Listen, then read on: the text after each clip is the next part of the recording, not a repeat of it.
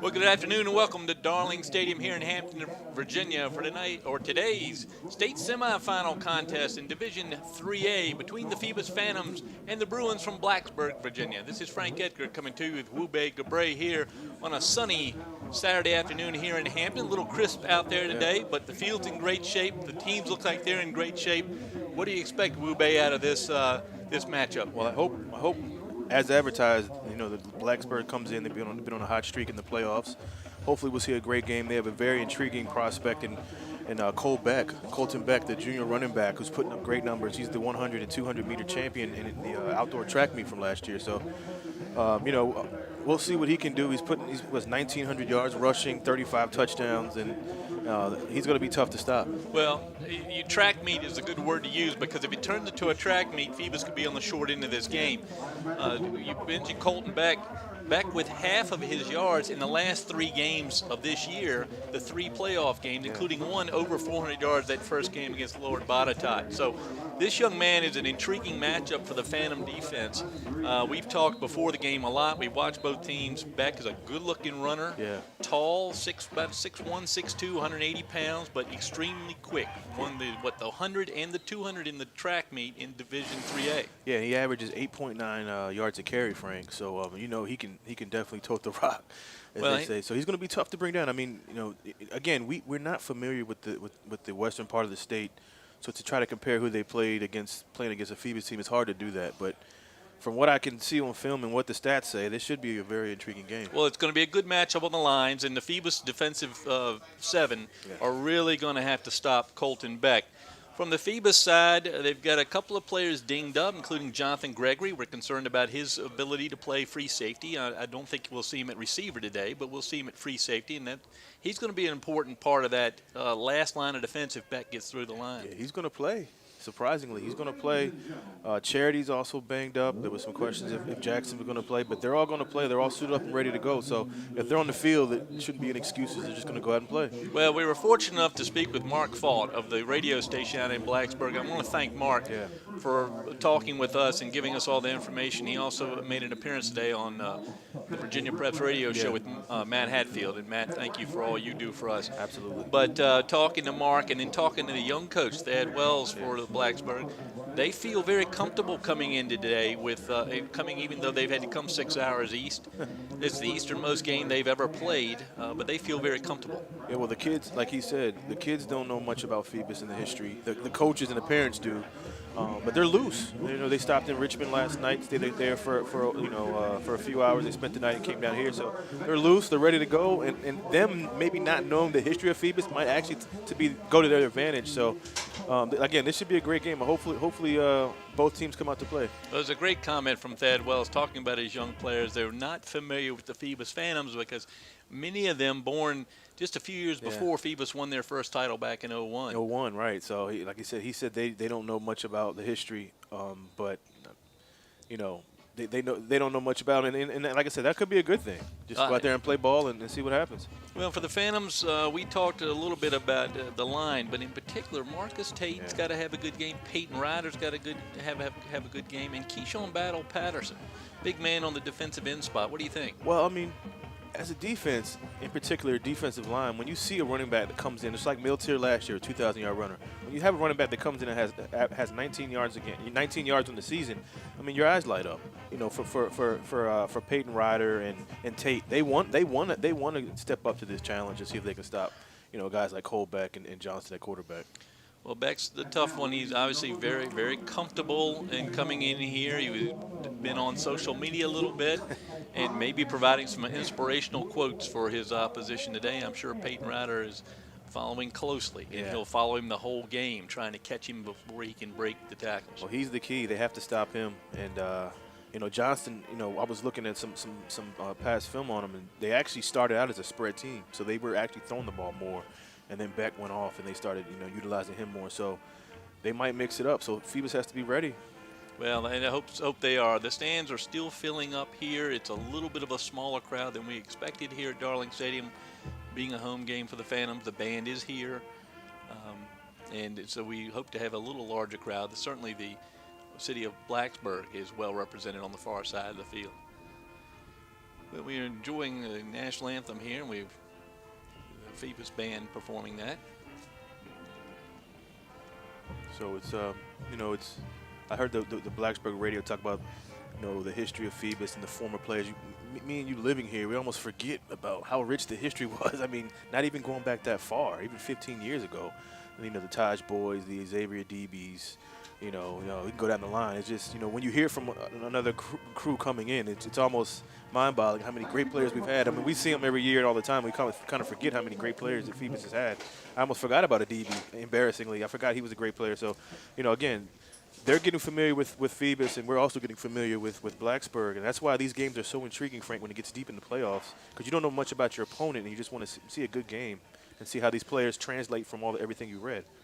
Oh, you don't know much about these guys. We've learned, I think, more in the last 6 hours than we've known about Blacksburg High School football, but it's been a very impressive group of folks. Now, there is a university in Blacksburg that I know you don't want to talk about. I ignore them as much as I can, kind of like the Virginia Cavaliers ignored them last week and got run over by a bus out there in Blacksburg.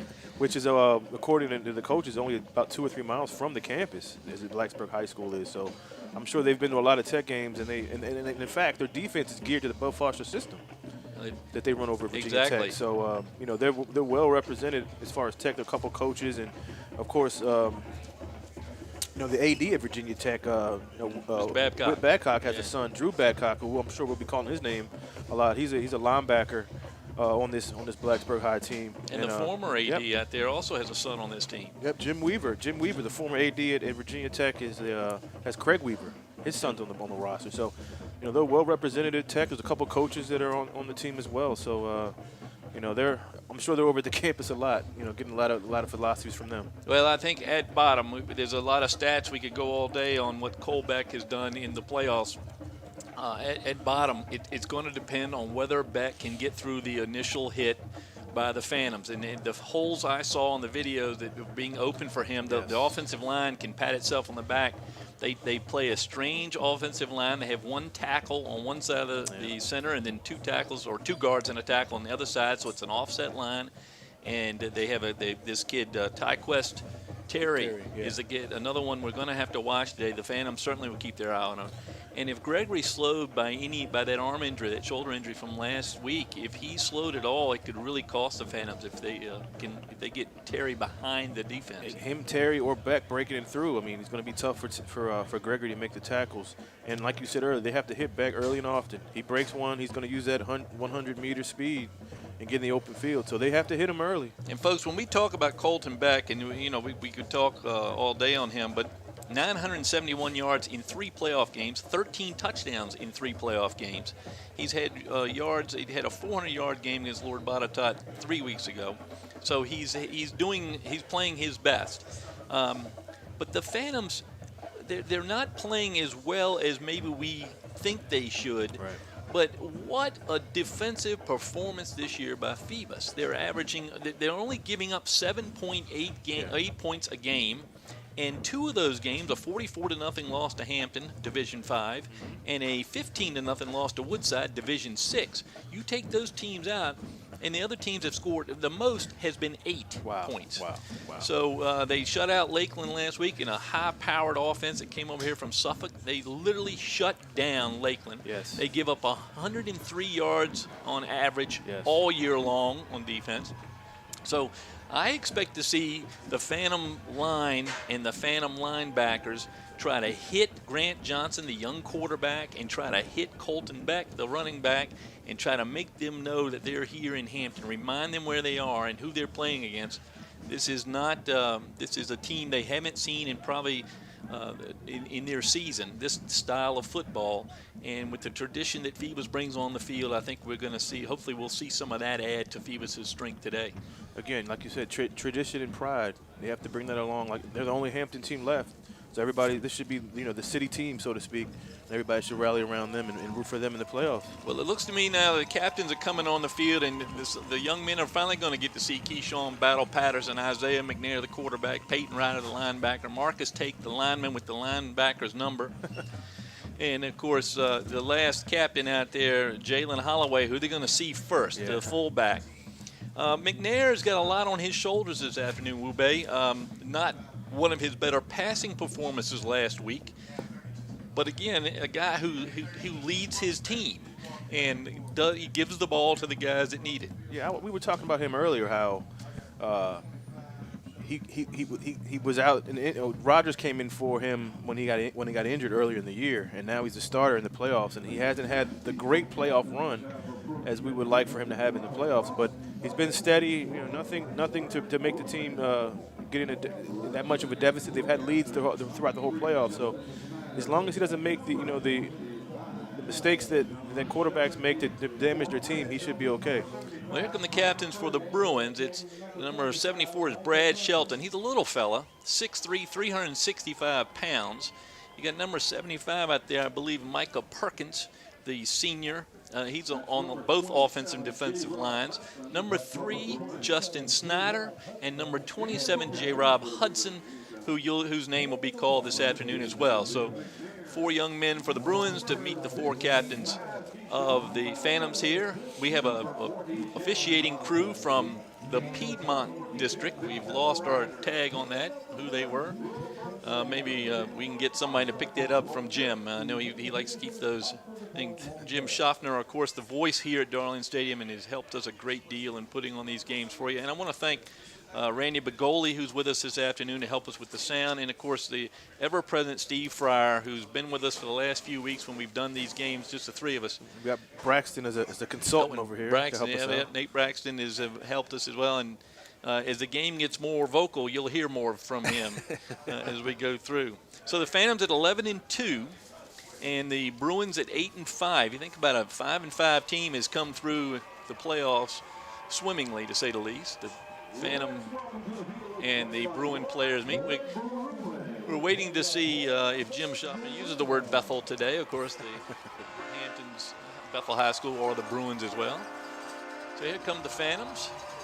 And they brought a golf cart with a horn today, which is a good sign. That's kind of a Hampton High tradition. Yeah, they've added that to their. Not decorated as well as the Hampton one is, but. So here come the rest of the teams from both sides. Good crowd from Blacksburg as they huddle together over there. They're on the sun side, though. I know that's a favored side on a Saturday afternoon game here late in the year. For you folks in Blacksburg, we're glad to have you watching us here on YouTube, and we've really enjoyed getting to know Mark and his crew at the radio station, and your young coach. We're very impressed with the operation up there, and I don't think I won't take the Blacksburg Touchdown Club idea to my friends here on the peninsula. It's a wonderful idea, and I want to thank your sponsors for helping this team make its way down here. And the only mistake they've made, and I've already told it to the coach, the only mistake they made is they stayed in Richmond. Yeah, I knew you were going to mention that. Yeah, and not near some of our fine seafood restaurants here in Hampton, and we certainly have plenty of hotel rooms if they could stay here. So it looks like that we're going to get to see Colton Beck first, as the Bruins are going to receive from in the east. They're going to defend the goal in the east end. Phoebus going left to right on your television dial, television screen. Good crowd still coming in. We probably should have told everybody it was a 2 o'clock game. Or 1 o'clock, Maybe Randy can help us with get the official list from Jim. He's got it. He just took it from me to look at. Jim Schaffner, what a voice. I was kidding him earlier. I said, open the window and speak, and everybody can hear him. Former teacher at Phoebus High School, has done a great job here. Tim Ewing back with us on the clock today, our veteran clock watcher and monitor. Herman Drone with the afternoon off. We've enjoyed getting to work with Herman this week. Yeah, Herman went out of town this week, so he's taking the week off. We always look at him every time a call is being made and to see if he can give us an inside scoop on the call. Well, Beck and Terry back in the wearing number 32. Tyquest Terry wearing number 6. Those two are the ones we've heard about all week. Are the ones that want the ball in their hands, and they're going to get it from the kicker here. Should be Wallace. Our official association this afternoon from the Piedmont Valley Football Official Association. The referee is Stuart Sneed, the umpire Brad Richardson, the linesman Chad Eaton, Matt Taylor's the line judge, Daniel Payne the field judge, Trevor Jones the side judge, the back judge Chuck Hummel, Tim Ewing on the clock, our longtime Darling Stadium clock watcher. Thank you, Randy, and thank you, Jim. And here we go. Phantoms ready to go here. State semifinal action. at Darling Stadium. Again, Phoebus was here last year, Frank, against Magna Vista, so that the 26-21 defeat. Let's see if they can. And they haven't forgotten that. Yeah, I'm sure they haven't. It's a new motto that Coach Blunt has put up on all the lockers, I'm sure. Speaking of new, here's Zymir Rogers to kick off. We saw him do a few kicks last week. He is not what you call a standard kicker. We'll see how far he did kick a little swift kick. there, Yep, yeah. right there, picked up at 38, brought down hard at the 43. And that's where we're going to see the Blacksburg Bruin offense. Give it a go. Colton Beck stands back at his tailback spot. Grant Johnson, two nice-looking young men. We were able to watch them closely. About the same size. In fact, Beck is bigger than advertised, but Johnson's almost 6'4". Yeah, Johnson's listed as 6'4", 190. Beck is 6'1", 180. So, Beck has probably have grown in height since then. He looks like he's taller than 6'1". The fullback, or H-back as they refer to him, is Craig Weaver, number 45. Johnson is in shotgun, gives to Beck. Beck goes up the middle. The swarming defense is there, all over Beck. Beck got a yard on a generous spot. 2nd down and 9 for the Bruins as the Phantoms show their little defensive prowess, and that can't be unexpected. Good sign so far on Phoebus, Frank, with that early pursuit. A good start there. Big number 74, Deontay Walters, plugging a hole out there. So that was a gain of 1, Frank. Marcus Tate name called already as the assist on the tackling. He's the one. Johnson in the shotgun. Back again. To Beck. Beck up the middle. Good run by Beck. Beck's going to break it off. He's going to get to about the 20-yard line as Jackson tried to jar the ball loose. And Beck, showing his speed, that 100-meter speed, Frank, gets a great gain on 2nd down. Yeah, it's a shame we don't have the replay today because that would be one we want to watch. You can see this offset line. Beck does what he does, which is run through a hole and then just run straight. Good run by Beck. A good run down by Andre Jackson to get him. 1st and 10 on the 20. Oh. Peyton Ryder jumps the gun. That's going to be 5 yards against the Phantoms. That's something the Phantoms cannot afford to do this afternoon. They did pretty clean football last week.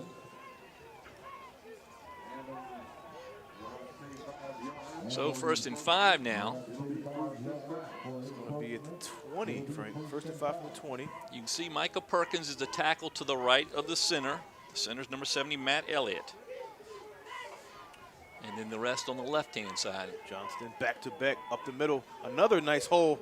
And it looks like he's close to a 1st down. Beck starting to find his way up the middle, Frank. Well, that time he was having to drag. It looked like Shadarius Horn, number 5 there at the bottom. Horn had him by the foot. So 2nd down and about 1. About 2nd and 1, yeah. Well, I know the Phantoms want to put some licks on Colton Beck, but you're going to have to catch him first. Yeah, exactly.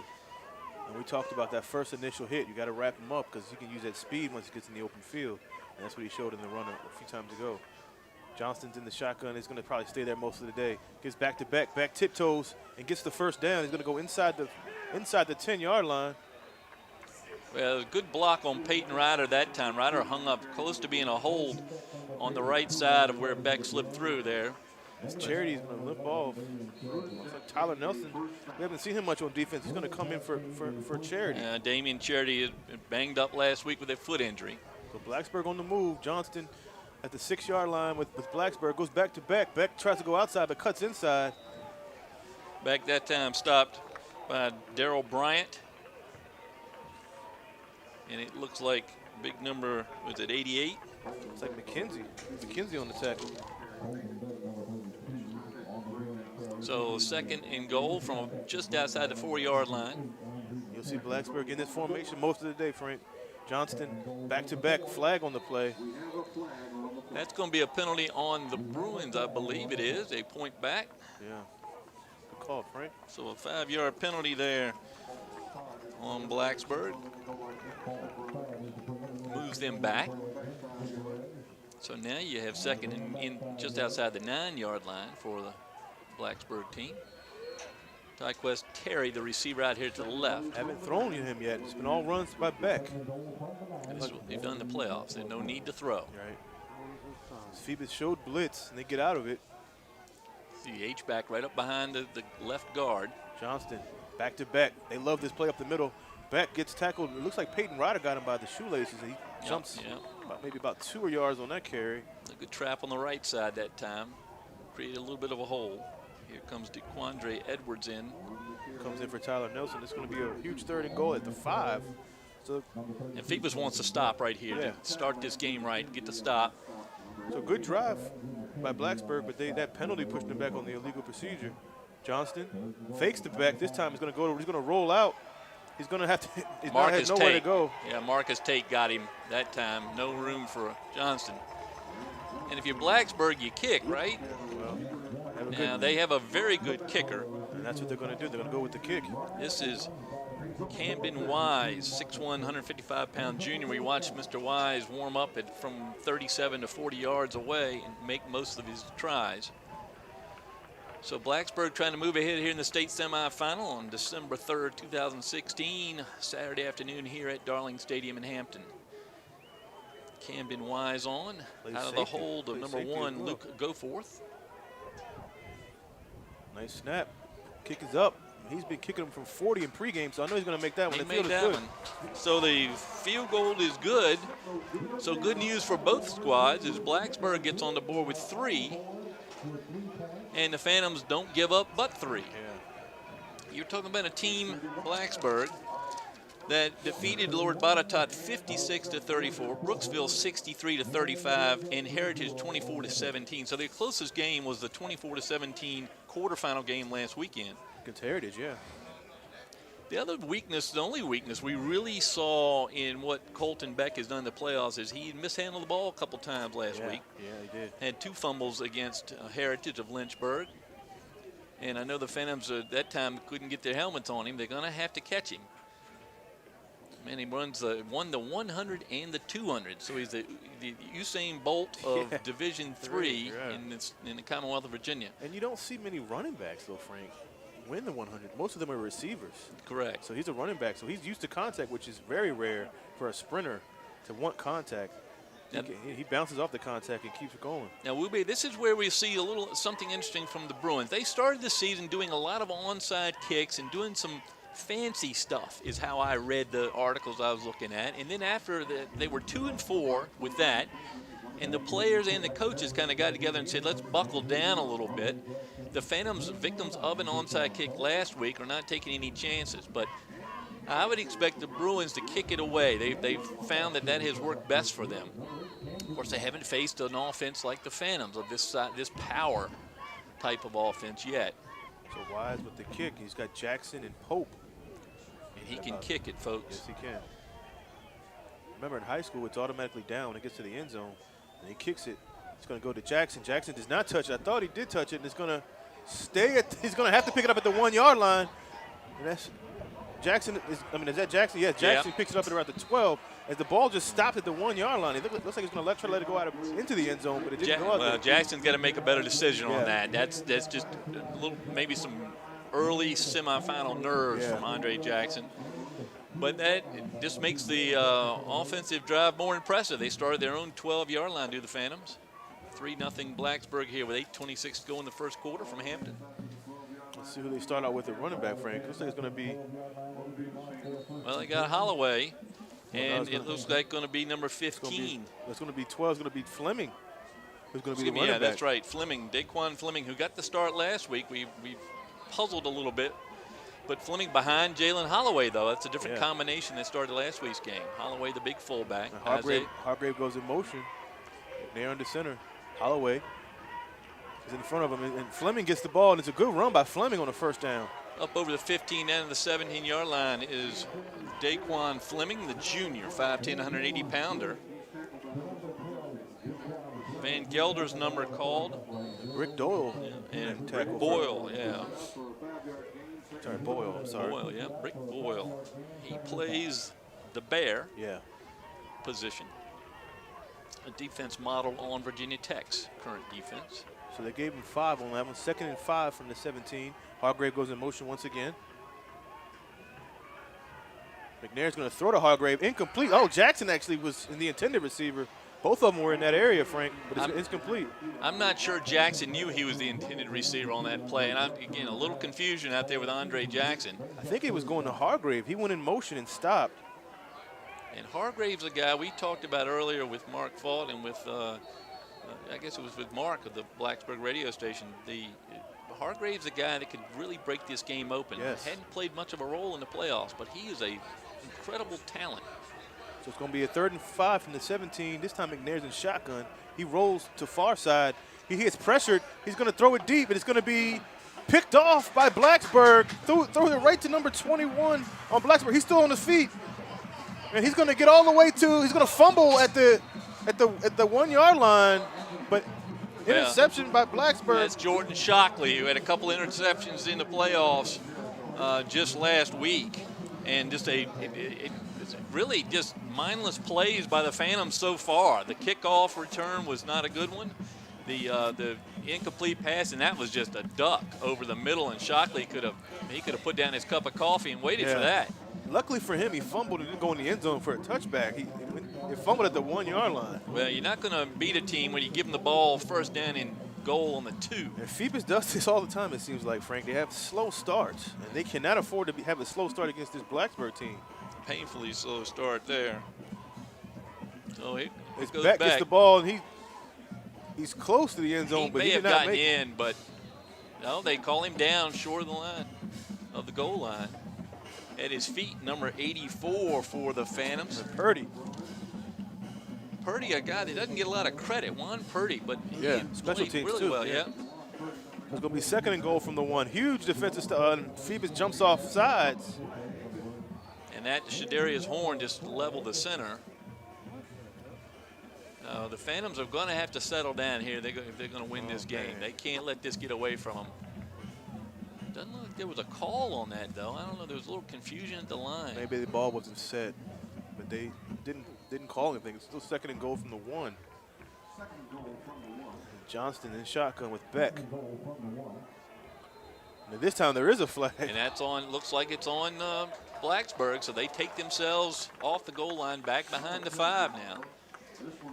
So the second 5-yard penalty called on the Blacksburg Bruins down in deep in Phoebus territory. Hurts their efforts. Yeah, it's going to push them back 5 yards. Yeah, it does give Colton Beck a little more room to warm up as he runs toward the line with the ball. It's going to be 2nd and goal from the 6. It's going to be a huge defensive stand if Phoebus can hold here. Well, Marcus Tate there, right atop the center. Shotgun, Johnston. Goes to Beck. Beck gets tackled by Horn. Horn, nice play by Shadarius Horn as he reached in and got the feet of Colton Beck.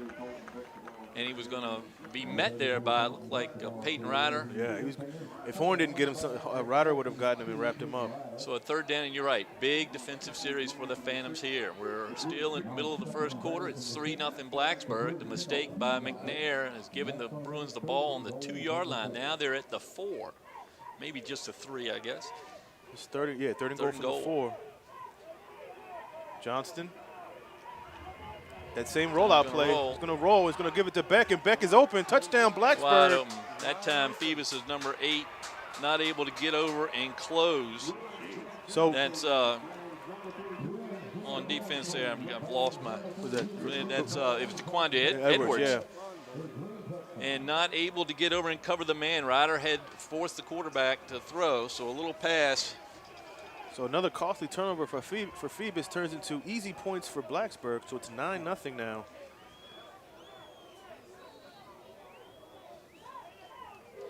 So here's the kicker again, Camden Wise. It's almost blocked by Phoebus, but he gets it through, so it's going to be good. 10-0 Blacksburg, Frank, early on in the 1st quarter. Yeah, that's, again, a series of just slow starting mistakes for the Phantoms.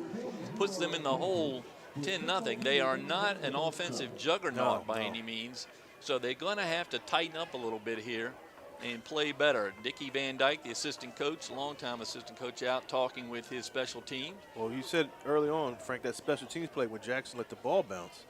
Funny bounce. He thought it was going to go in the end zone. It stopped at the 1, and that started to spiral for them on the offensive end. Well, the mistake was made that he thought it was going to the end zone from about the 12 where it landed. You got to catch it and go. So now he's back. along with number 9 from the Phantoms, Deshaun Pope. Pope, yeah. So Pope on the far side, Jackson on the near. This is what we thought. If Phoebus got in a deficit, that their offense is going to now McNair might have to throw more, which takes away from their element, takes away from their strength, and that's running the ball. And this is where Camden Wise from the Bruins is going to be so effective, because he can pin the Phantoms back deep. Then they may have to go to the air. They certainly don't want to have to rely on the passing game. And we're going to see, I would think we see Daniel Wright here in this next series. I would hope so, yeah. I can't imagine not. 6'1", 225-pound tailback behind the 230-pound fullback. Holloway usually is a deadly combination for opponents. So Wise with the mock huddle. And now they split up. Phantoms have got to watch for the onside kick. Again, that's what they did early in the year. And let's see if they try to pull something off here. Well, they're going to get a full kick. This time it's going to go to Jackson. They're still kicking to Jackson. Jackson gets it about the 10. He's got room. He's got to go up the field. He gets up past midfield. He cuts it in. He almost took it all the way, but he's tackling around the 28-yard line. Good tackle. Good play by Andre Jackson. Yep, good. The tackle there by Jordan Shockley, but not before Jackson tiptoed down the sideline. It gives the Phantoms the field position they really needed. And they kicked it to Jackson again, Frank. Well, and that time he made the catch. It was the same kick. Yeah. The first one he let go, that time he made the catch. And being that it was a low kick, he had plenty of room to get warmed up there, and he just plowed on down the line.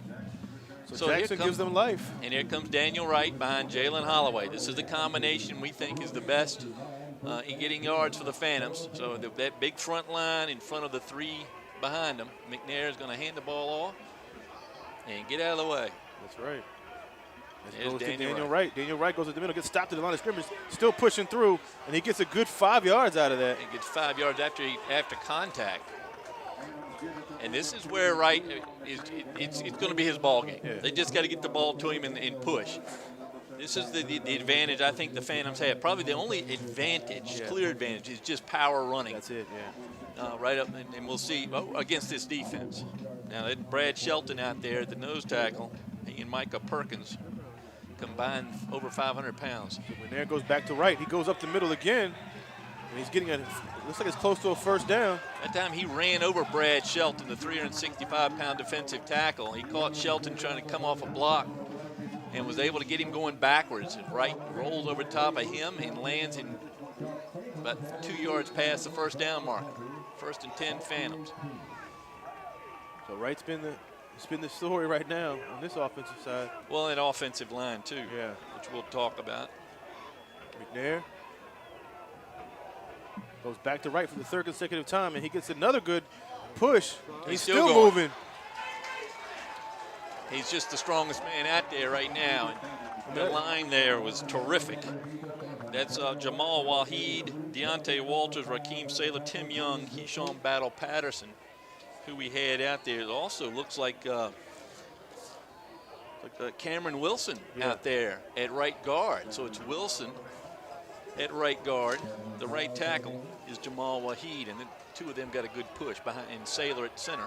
McNair under center. This time it goes to the fullback, Holloway. Holloway gets about a yard or 2. Holloway stopped mainly by Wahid. He just kind of stumbled over top of his tackle. A good mix-up on that. Give it to Holloway that time, the fullback. Good push by Micah Perkins, the nose tackle for the Bruins, as he was able to hold his ground. That's his job.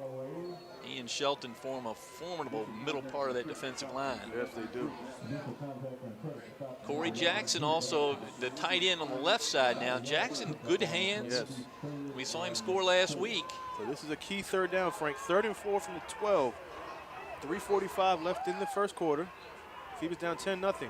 McNair goes back to pass. No, he gives it to Wright, but he's tackled in the backfield. Great play by number 7, Josh Van Gilder. Yeah, and he's had a terrific playoff run just like his teammates. So that time McNair doesn't see what's going on and hands the ball where he probably could have rolled and had a good passing view. So now Phoebus is in a 4th and 7 from the 16. Loss of 2 on that play. And here they come. They're going to go for it. Yeah, this is the difference. One of the differences is the kicking game of the Bruins. Very strong. So it's going to be Trips here near side. Edwards far side. McNair goes back to roll out. He's going to look to pass. He's in trouble, and he's not going to get the first down. That's going to be loss of downs, and it's going to be Blacksburg's ball. I have no idea what McNair is doing. Number 9, Deshaun Pope waving his hands, waving a flag saying I'm wide open, and couldn't get the toss. And they've run that play a lot this season with the rollout with McNair, but nobody was open. He didn't want to take a chance to throw it in the end zone, so he just tried to run, but the run was too short. So Blacksburg takes over at their own 18-yard line. Good drive by the Phantom, snuffed out there inside the 20. And it's going to be up to the Phantom D to keep the Bruins off the board. 2 minutes and 53 seconds go here in the first quarter. 10-0 Blacksburg. Johnston, shotgun. Back to their man Beck. He gets hit behind the line of scrimmage. Good play by the Phoebus defense. That Juan Purdy out there, I'm looking to see who got him first. It was. And Purdy, like you said he's Purdy. been all over the field. Purdy, Special again, teams and defense. You and I call his name probably more than anybody else, but Juwan Purdy, 6 foot, 190-pound junior. Yeah. Quite ineffective. So loss of a yard on that play with the run by Beck. Johnston back. This time he fakes the Beck. Johnston's going to go back to pass. He's got Terry. Terry's looking at the ball. It's going to be a no call. I saw the referee go to his waist, but Gregory's on the cover. Gregory never knew the ball was coming. Yeah. So Terry was the intended receiver, but Gregory got over there to make the play. Well, Terry is a guy that's had a lot of catches. He is their dominant receiver. There are other receivers out there. Johnson Justice is a receiver as well, and you'll see a few of these guys. Terry also had a fumble in the playoffs, a guy that got the ball knocked out. Here he goes again. Johnson on the rollout. Ryder gets a little pressure. He's going to throw. It's going to be complete. Great catch out there by number 11, Drew Babcock, who made the grab. And that was a third down play. Was that a first down? It looks like he just got it. No, they spotted inside. It's going to be, what, 4th and 1. What a catch by Babcock. Guys, looks like Blacksburg's going to go for it, Frank. It's a risk here. They're going to line up as if they're going to go for it. A little bit of confusion on the Phantoms. They got to get ready for Beck here. They got their eyes on him. Yeah, I wouldn't think they would hype this one, but I could be wrong. Well, they got a good punter, and I'm surprised they haven't. They got 12 guys holding up cards on the sideline. Let's see which one they're reading. They're trying to get Phantoms a jump. No, they're not jumping. So it was a great catch. Well, beautiful catch, Babcock. Just was a yard short. And I don't think he had room to go, but he had to jump and get it. He had to catch it where it was. He couldn't back up any more than that. So first time out taken by either team. This one by Blacksburg. See what they're going to do with this 4th and 1 deep in their own territory. So, Frank, we've seen what we expected. All Beck on offense, a few throws by Johnston. As far as Phoebus goes, that one turnover is the key to the game. But Wright is starting to assert himself on offense. But on that 4th down play, they just didn't get enough on that last drive. They did not. Isaiah McNair is going to have to really step up at this level. This is not a regular season. This is where he's really got to get that arm going. I saw him at warm-ups. He looked really good. He looked confident. The first throw, though, didn't look real good. Well, it was double coverage. Down. Yeah, just like against Lakeland last week, he threw a ball that way. Yeah, he's got to quit looking at Andre Jackson every time. We're going to have to go to Jackson. Corey Jackson's the guy that scored last week. They're going to go for it, looks like. Yeah, they've got Weaver, the H-back, in there, and they're going to go for it. They're going to go for it, Frank. 4th and 1 from the 23. Huge decision here by Blacksburg and Coach Wells. They're going to go for it. It's going to go to Beck. Beck gets it. He gets room. He breaks a tackle, and he's still on his feet. Beck is still on his feet. Beck is going to take it all the way, folks. Huge play by Cole Beck on the 4th down. Touchdown, Blacksburg. Well, Beck picks up 82 yards. No, excuse me, 78 yards. So Beck picks up 78 yards and a touchdown as the Phantom defense fails to catch him. And Gregory had a chance to make the tackle, but of course he's playing hurt. And he couldn't make that tackle, so Cole spun off of Gregory and took it the rest of the way. Good play by Cole Beck. We've been hearing all about him this week. There he is right there. Cole Beck just ran over the Phoebus Phantoms, and that's disappointing for Phoebus fans because that's the one thing they thought they could stop. So a 78-yard run. Wow. Beck. Camden Wise on for the kick. This is still in the first quarter, folks. 16-0 Blacksburg. Didn't think I would say that. And the Phantoms are going to have to wake up here. They can't give up too many points early. The kick is up, and it is good. So there's the extra point. 17. 17. We got a clock outage on one end.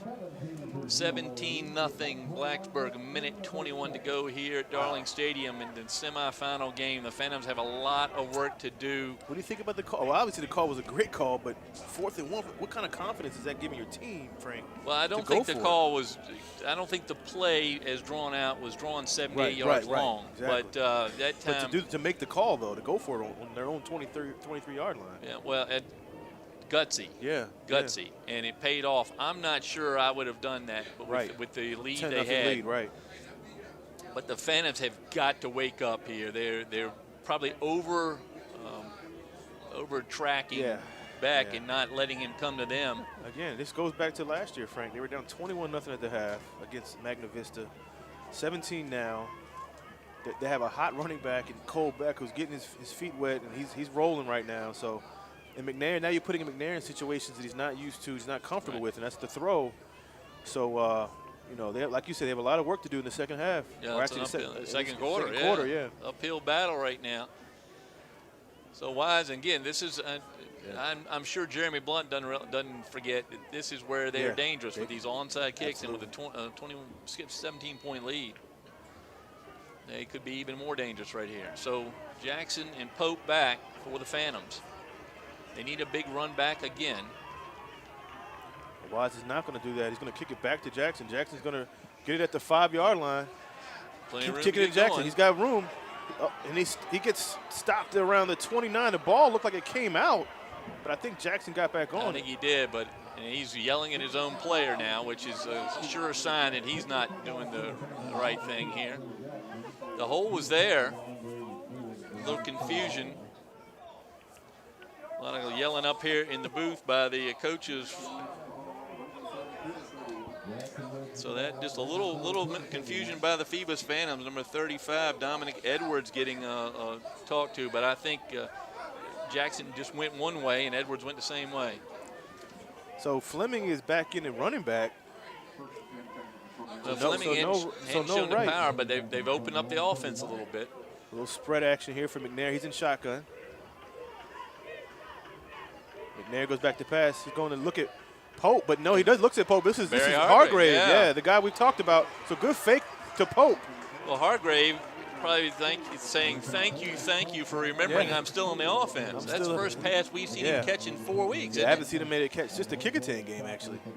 So Hargrave, who's a very strong athlete, good pass too from Isaiah that time. They used Pope as a decoy on that play. And then they should use Jackson as a decoy too. So great pickup. It's going to be at the 1st and 10 from the 49. 17-0 Blacksburg. McNair in the shotgun again. This time Pope goes in motion. He gives the Pope on a sweep, and Pope gets maybe 2 yards on that run. Good play by Deshaun Pope to actually get 2 yards because the Blacksburg defense bust through the line on that one. Yeah, Gideon Driscoll with a good play on the corner there, number 5 for the Bruins. Turned Pope inwards. Thought for a minute he may try to go around the end, but he didn't try it. He cut in, yeah. 2nd down and about 8 for the Phantoms with Fleming behind him, behind McNair. So they're playing Jackson and Pope near side. McNair in shotgun. This should be the last play of the first quarter. And they go to Fleming, and Fleming is stopped in the backfield. Once again, McNair hands his running back. He might as well have handed it there to number 11, Drew Babcock, because he was as close to the ball as his running back. I don't know if it's a slow developing play or just a missed block on the line, but the Phantoms moving backwards now. They're at midfield. That's going to do it for the first quarter. It's been a horrible first quarter for the Phantoms, a really good first quarter for the Bruins. 17-0 Blacksburg. It's going to be 3rd and 10 when we come back at midfield, Frank.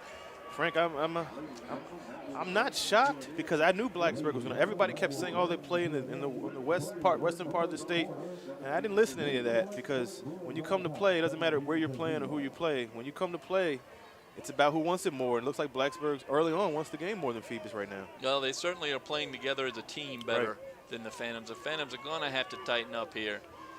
Ball at midfield, and this is really probably the turning point. They need a score on this drive. The Phantoms, they're running Fleming, which is questionable. At least you and I think, why Fleming and not Wright?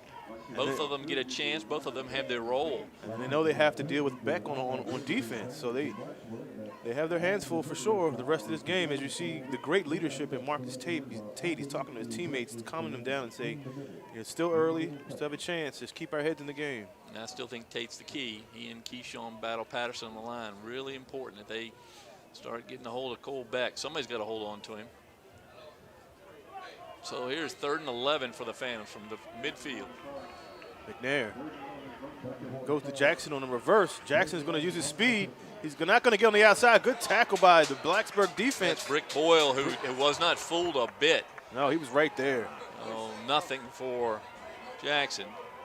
4th down now, and the punter has to come on. It's Tyler Nelson. This is not good for Phoebus. That was a huge drive. They needed to get some points out of that drive, and they get nothing. And they need to keep that defense out there, the Bruin defense. Nelson, who has the funny punting style, they actually been picked up by the other side. They discussed it on the radio this morning, how deep he is, but he does run a little bit when he punts. He runs to the right. Oh, this time he doesn't do it. He fooled everybody on that one. Nobody's back deep for Blacksburg. It's going to take a Phoebus bounce. Ball's going to stop right there. Oh, and looks like it was touched around the 7-yard line.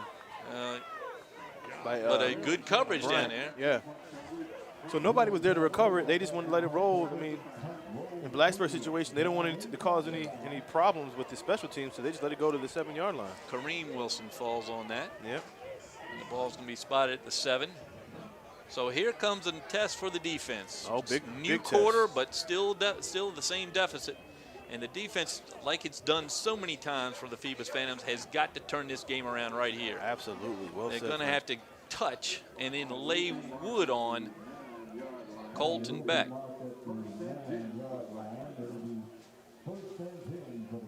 So 1st and 10, they actually marked it at the 9. So it's 1st and 10 from the 9, 11-10 left in the second quarter. No run. It's going to be pass. It's going to be incomplete. I don't know. That was to Logan Hudson or Thomas Thomas Coffey. Coffey, yes, yeah, intended intended for for Coffey. 6'8", but Coffey, 5'11", 146-pound sophomore. And the pass just over his head. And the Phantoms ready. Good to see they're ready for that, especially with Beck back there and already over 100 yards, I would imagine. Johnson in shotgun. This time they go to Beck. Beck up the middle, cuts it outside. He has room. He's running a little bit more than. Well, a little delayed handoff, too, and no room there. Good tackle in the middle by Peyton Ryder and Marcus Tate. Tate and Beck getting to know each other pretty quickly here. So a 5-yard pickup gives it 3rd down and about 5 for the Bruins. So huge 3rd down, Frank. 3rd and 6 from the 14. With Phoebus in the 17-point deficit in the second quarter. Johnson shotgun. Same set they've been running all game. This time Terry goes in motion. He fakes to Terry, gets to Beck. Oh, good spin move by Beck, but the Phoebus defense is there to wrap him up. So good pursuit by Marcus Tate, our man. Very good pursuit. And nice that they can stand Colton Beck up a little bit and lay some wood on him, because you're going to have to at least teach him he's in a game. Yes, exactly. You know, a guy like him, he's been running so much in the open field, he's a little slow off the ground. Yeah, he got caught sideways. He got caught sideways and got hit sideways, and I know he didn't want to do that. No, absolutely not. Yeah, he's a little slow going to the sideline. He's been slowed. So a good hit by a clean hit by the Phantoms, but he probably hadn't been hit in 3 weeks. Yeah, not looking at the highlights not in the with game. 400 yards. No. I don't think you have time in a high school football game to get more than 400 yards. Well, he's got close to 2. I'm sure we're going to look at the stats, but he's doing pretty good in his first half here, too. Here's Wise, the kicker now. Oh, Purdy almost got there. He's going to go to Pope this time on the punt at about the 40. He has a little bit of room, but good tackle. Real good tackle made by Josh Van Gilder. He's been all over the field, too, the junior. There's a few names we've called over and over on defense. Shockley and Van Gilder. And Boyle. And Babcock. Babcock's been all over the field, yeah. The guys we were told we should keep our eye on, we're keeping our eye on them. They're playing very well. 1st and 10 Phantoms from their own 40, looks like the 41. And Coach Wells talked to us before the game, Frank, how young they are. They feel very confident about their future.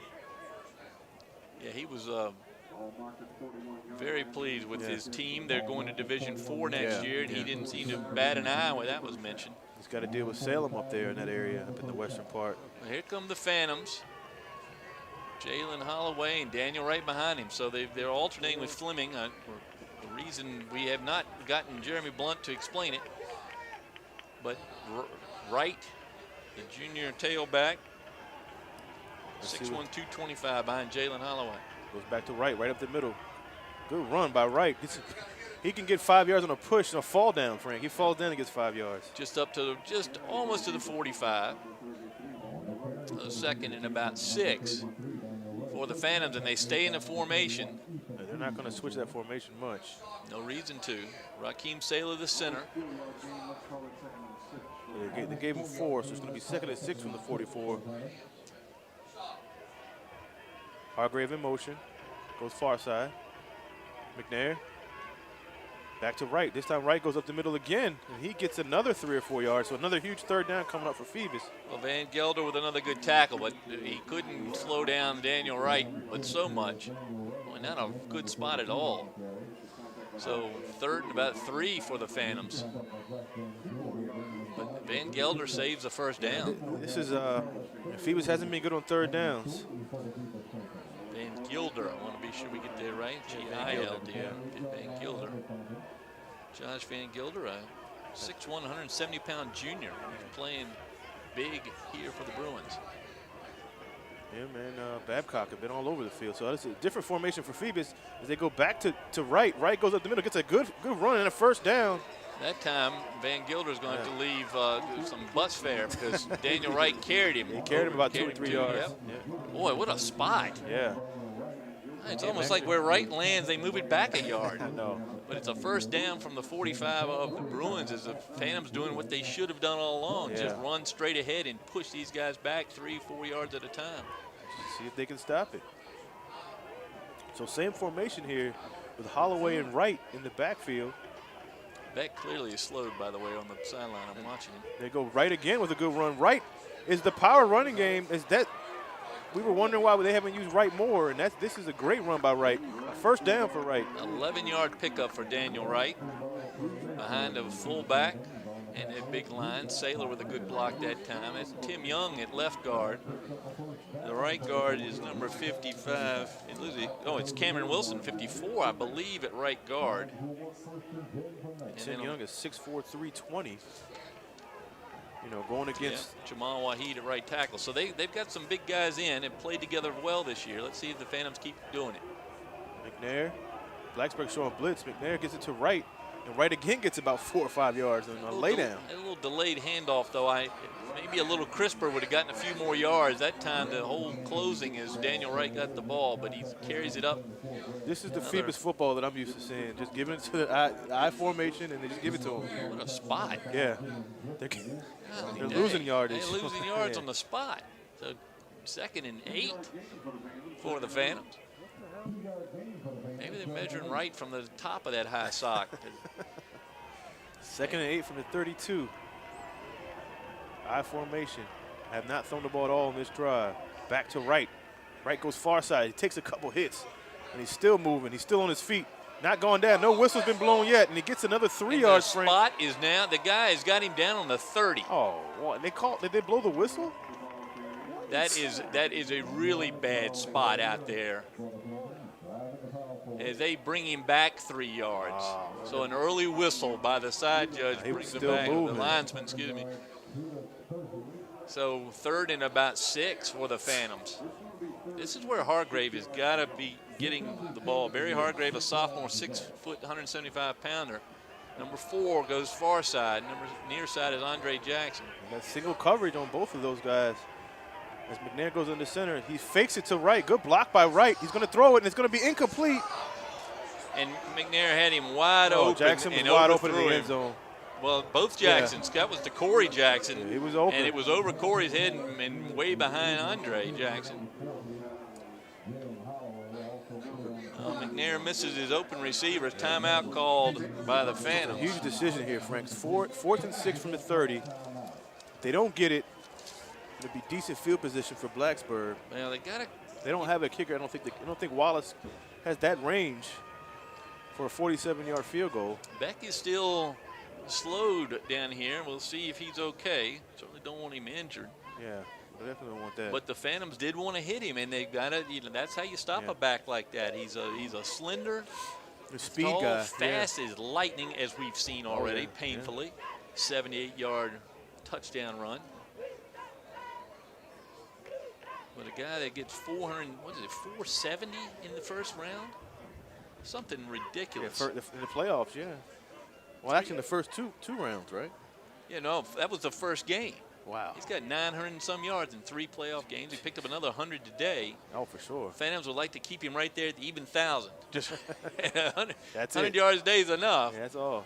I know they would like to stop him right there because he is the Bruin offense. Yes, Since they he did that mental switch and a few physical switches, since they did that, he has been the big ball carrier, and the playoffs have been the showcase. So 4th and 6. They're going to go for it, Frank. From the 30, 4th and 6. Phoebus down 17-0. It's not panic time yet, but they have to get something going here on offense. McNair back to the rollout. He's getting pressured. He's going to throw it. It's going to be incomplete, intended for Hargrave. No flag called on number 10. Grant Johnston, the quarterback, who's playing the safety there and made a good play. And Gilder again with the pressure on McNair. And the receiver there, I'm really surprised. This is going to be a tough crew here. Man, what a great play by Blacksburg's defense again. Yep. On another 4th down stop. Well, Beck out now. Is he back out there? Yep. Yeah, he's back out there, yeah. It's going to take more than that to slow that man down. The Phantoms are going to have to hit him to try to get him to at least maybe get a little bruise or something. Yeah, something. We saw that 100-meter speed. So it's going to be 1st and 10 from the 30 for Blacksburg. Shotgun for Johnston. Goes back to Beck. He seems to be fine. It's a great cut, yeah. Jadarius Horn, though, held up 3 guys and was able to catch the runner behind him and push them all down. And they get, what a spot. Oh, how'd they get way up there? Up to the 34-yard line. Wow. Now they moved it back a little bit, but not much. The far side spotter, the line judge, has been the one that's been very generous to the Bruins so far. But this time the near side line judge hit it. So 3 yards on the run by Beck. Fakes to Beck, Johnston does. He's going to go deep.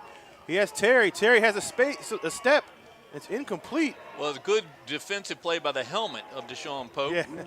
As he's able to knock that out of the arms of the receiver. It's a real good. Terry is obviously the target. They've had Terry open a couple times. That time he was actually open and underthrown, but Pope made up for it. Made the play by turning around, and as you said, the ball hit him on his helmet. Drew Babcock, I guess whatever works. Yes, and Drew Babcock was open down the middle that time, and he's the tight end. Babcock 6'1", 180. So 3rd down, there goes the Cards up. Green Bay, an L. Is that Louisville? Louisville up. That means they're going to lose later in the season. Johnston in shotgun, 3rd and 7. Phoebus showing blitz, fakes to Beck, and he's going to be sacked by Patterson. Keyshawn Battle Patterson just knocked down the quarterback. First time he's been hit solid today. Yes. Johnston's played extremely well. He's for a sophomore. Yeah, he's very poised. Very. So the Phantoms defense. The defense makes is a here, hold. yeah. Yep. And now Camden Wise in to punt. Phantoms counting players, being sure they got everybody in. Yeah, they got 11. So Jackson and Pope at around midfield to receive the punt. High snap. Purdy is close to getting it, but it's going to go to Pope, and Pope's going to get it at around the 40. He's going to sidestep a few guys, but no. Great coverage by Blacksburg as they're trying to rip the ball out of Pope's hands. Well, great coverage. The punt makes that. That was a whale of a punt. Very good point. With a bad snap, but a whale of a punt by Wise. So the Phantoms back in still good field position. So let's see who they have. It looks like Wright's coming back in at running back, which is Wright, who's been like the juggernaut today. You give him the ball and get him going, but they've got to. Just on 3rd down, Frank, haven't been able to convert on 3rd and 4th down. Well, keep drives. Let's note it now. 4:27 to go in the second. The defensive stand by the Phantoms. Is this the turnaround point for Phoebus, and can they now recover from this deficit? Here they come. Daniel Wright. Kareem Wilson in the backfield with him now. Kareem Wilson, a junior. They switched up, took Holloway out, and they put Wilson in. McNair. I think it's going to be a delay of game on Phoebus. Wow.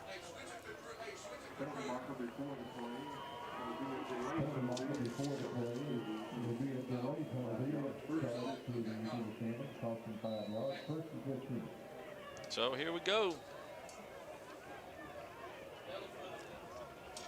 So it's going to be 1st and 15 from 31. To right. Stopped at the line. Good play by Blacksburg. Yep, first time they've been able to get Daniel Wright, and they push him back. Good stop out there by number 35. That's Chase Orndorff. Brad Orndorff, Shelton. 6 foot, 250. Shelton right with him. Yeah, he's 6'3", 365. Shelton is He's a big boy. takes up a lot of that line. Yes, he does. So now they're stopping right. So now McNair's going to have to put the ball up. It's 2nd and 15 now from the 31. Zymir Rogers throwing a pass down here. The backup quarterback for the Phantoms. We got McNair now in the shotgun. Edwards and Jackson near side. They give it to Hargrave on the sweep. Blacksburg is there. That could be a face match. No call. No call at all. Official standing right there in front of it, but down, tackled at the 30. Good defensive stop. The corner held his ground. That's number 5, Driscoll, Gideon Driscoll, 6'5", 220. Decent sized kid. Yeah, to 6'5", say the least. 220, yeah. So 15 yards here for first down for the Phantoms. So Phoebus not able to get anything going in this first half. Well, even the runs failed them this time. They've gone away from some of the few things. Holloway just been out of looking sync. for Jalen Holloway. So McNair in the shotgun, 3rd and 15 from the 31. McNair with the rollout. And it's going to be And just a bad intended pass for again, Bryce yeah. Bailey, and it's incomplete. Not sure how Bailey was going to be able to catch that one. It goes out of bounds. So Well, the Phantom passing attack is absolutely a nil at the moment. And that's going to really make it easy for Blacksburg to plug up the line. Phantoms need to have a good kick here and a good defensive stand and try to get a score before the half. It's 2:56 to go in the second. 17-0 Blacksburg as they have dominated this first half. So Terry deep for Blacksburg at around the 38-yard line.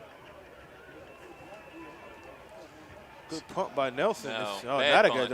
It went up It straight. went up. And that was taking a Phoebus bounce. Well, you could call it a Phoebus bounce. Yeah. So the ball just So the wheels died in are the air, it to looked come like. off for the Phantoms in the first half. They're Yeah. going to have to regroup. But to start their regrouping, they've got to stop the Bruins right here. Because the Blacksburg there's blood in the water right now, and the Bruins can smell it. And the thing is, Phoebus has been a second half team, and this is the one thing we do not want to happen is them to start out slow. Against you're in the state semifinals. You can't start as slow as they've been starting the whole season.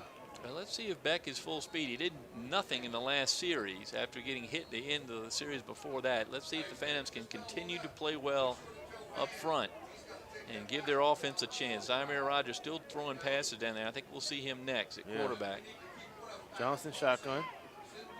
Beck. Yeah, he gets it. Purdy is in there on that tackle. Good play by Juan Purdy. Well, it's a good run by Beck, but nothing there, and he was able to drag Purdy with him, but just a couple of yard pickup.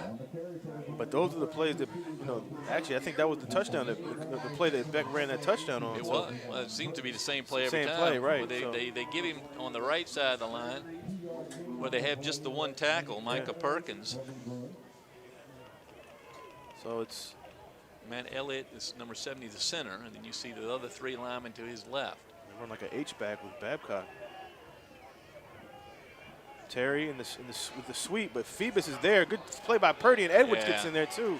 It's going to be a Real loss good of 4 play. yards. Edwards and Purdy. So another timeout called by Phoebus. They try to keep some time here in the first half. They need to open up the offense a little bit, and that's a dangerous thing in the way they're passing now. So McNair or Rogers, whoever comes in next, is going to have to pick up the passing game. Yep. 17-0 Blacksburg, Frank. What are your initial thoughts? Well, it's a little frustrated at some of the play calling so far. I'm surprised by it. I've been surprised by the choice of Fleming over Wright to start the game, which has gotten off to a slow start. We've got our halftime guest here with us, Phoebus High graduate, apparently with some extra help, I'm told, Wayne Gomes. The former pitcher for the Philadelphia Phillies, who's come back home. It's been 15 years now, hasn't it? Wayne Gomes is going to join us at halftime, and he's going to try to root his Phantoms on here. They've got to try to stop the Bruins right here and get the ball back. So 3rd and 14 from midfield. Back in his normal spot. He does not get the ball. It's going to go be to Terry. Oh, Terry has room, and Terry breaks it, and he's going to get a first down for Blacksburg. What a play, a simple screen play. Good blocking, bad tackling, and Jonathan Gregory trying to tackle with his body and not his arm. Oh, and that man. leads to some yards he for can't lift his arm, West Terry, yeah. Wow. Simple screenplay with Terry. And they had him. Yeah. Had him. Good blocking out there. I'd love to see a replay to see if there's a hold, because they've gotten hold of some of the Phantoms so far. 1st and 10 from the 30. Blacksburg in position to get some more points here. This time he's going to fake the back. It's going to be incomplete. Hey, almost complete, yeah. Almost complete to the Phantoms that time. Yeah, McKenzie got on that one. Andrew McKenzie. Number 88. So second with the clock stops, but second down and 10. So they're going away from Beck on this drive. There's a little bit more passing on this drive from Johnston. He's had 2 yards since he got hit. With a 17-0 lead. And haven't seen anybody else in the running back position. And now they have Beck out in the slot. In the slot here. So Johnson looks over at the sidelines in the shotgun. Nobody in the backfield. Going to go back to pass. It's going to be complete. Good catch, good stop. It's number 11. Yeah, Babcock, who's a big target. But they didn't pick up anywhere near the first down. Clock's going to continue to run down below a minute and a half. Defense needs to step up here. 3rd and 5. They have a kicker, so interesting to see what they do if they don't get the first down here. 3rd and 5 from the 25. Johnston to Beck.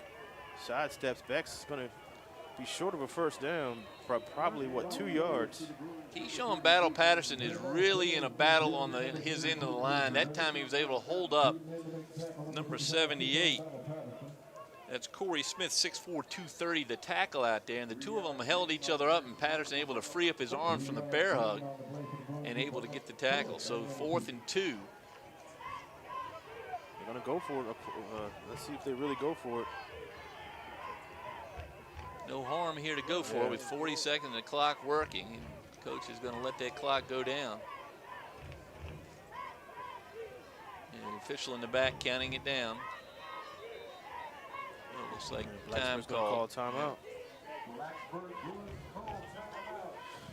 Wow. So? Well, Phantoms are going to go in the locker room and be mad themselves and hopefully take some of that anger out on Blacksburg in the next half. Yeah. They've been a second-half team. I'm surprised they don't kick it with that kicker. Yeah, me too. Put 3 more points, because 17 points, while substantial, is not too much for the Phantoms, and they get moving like they've done at times here in the first half. They can come back. Right. But I would be more comfortable at 20 if I'm Blacksburg than I would be at 17. 17, right.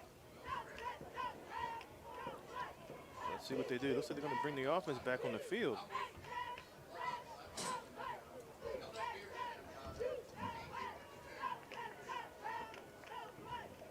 Actually, no, they're going to kick it. Yeah, this is what I thought they'd do with a kicker like Camden Wise. Camden Wise.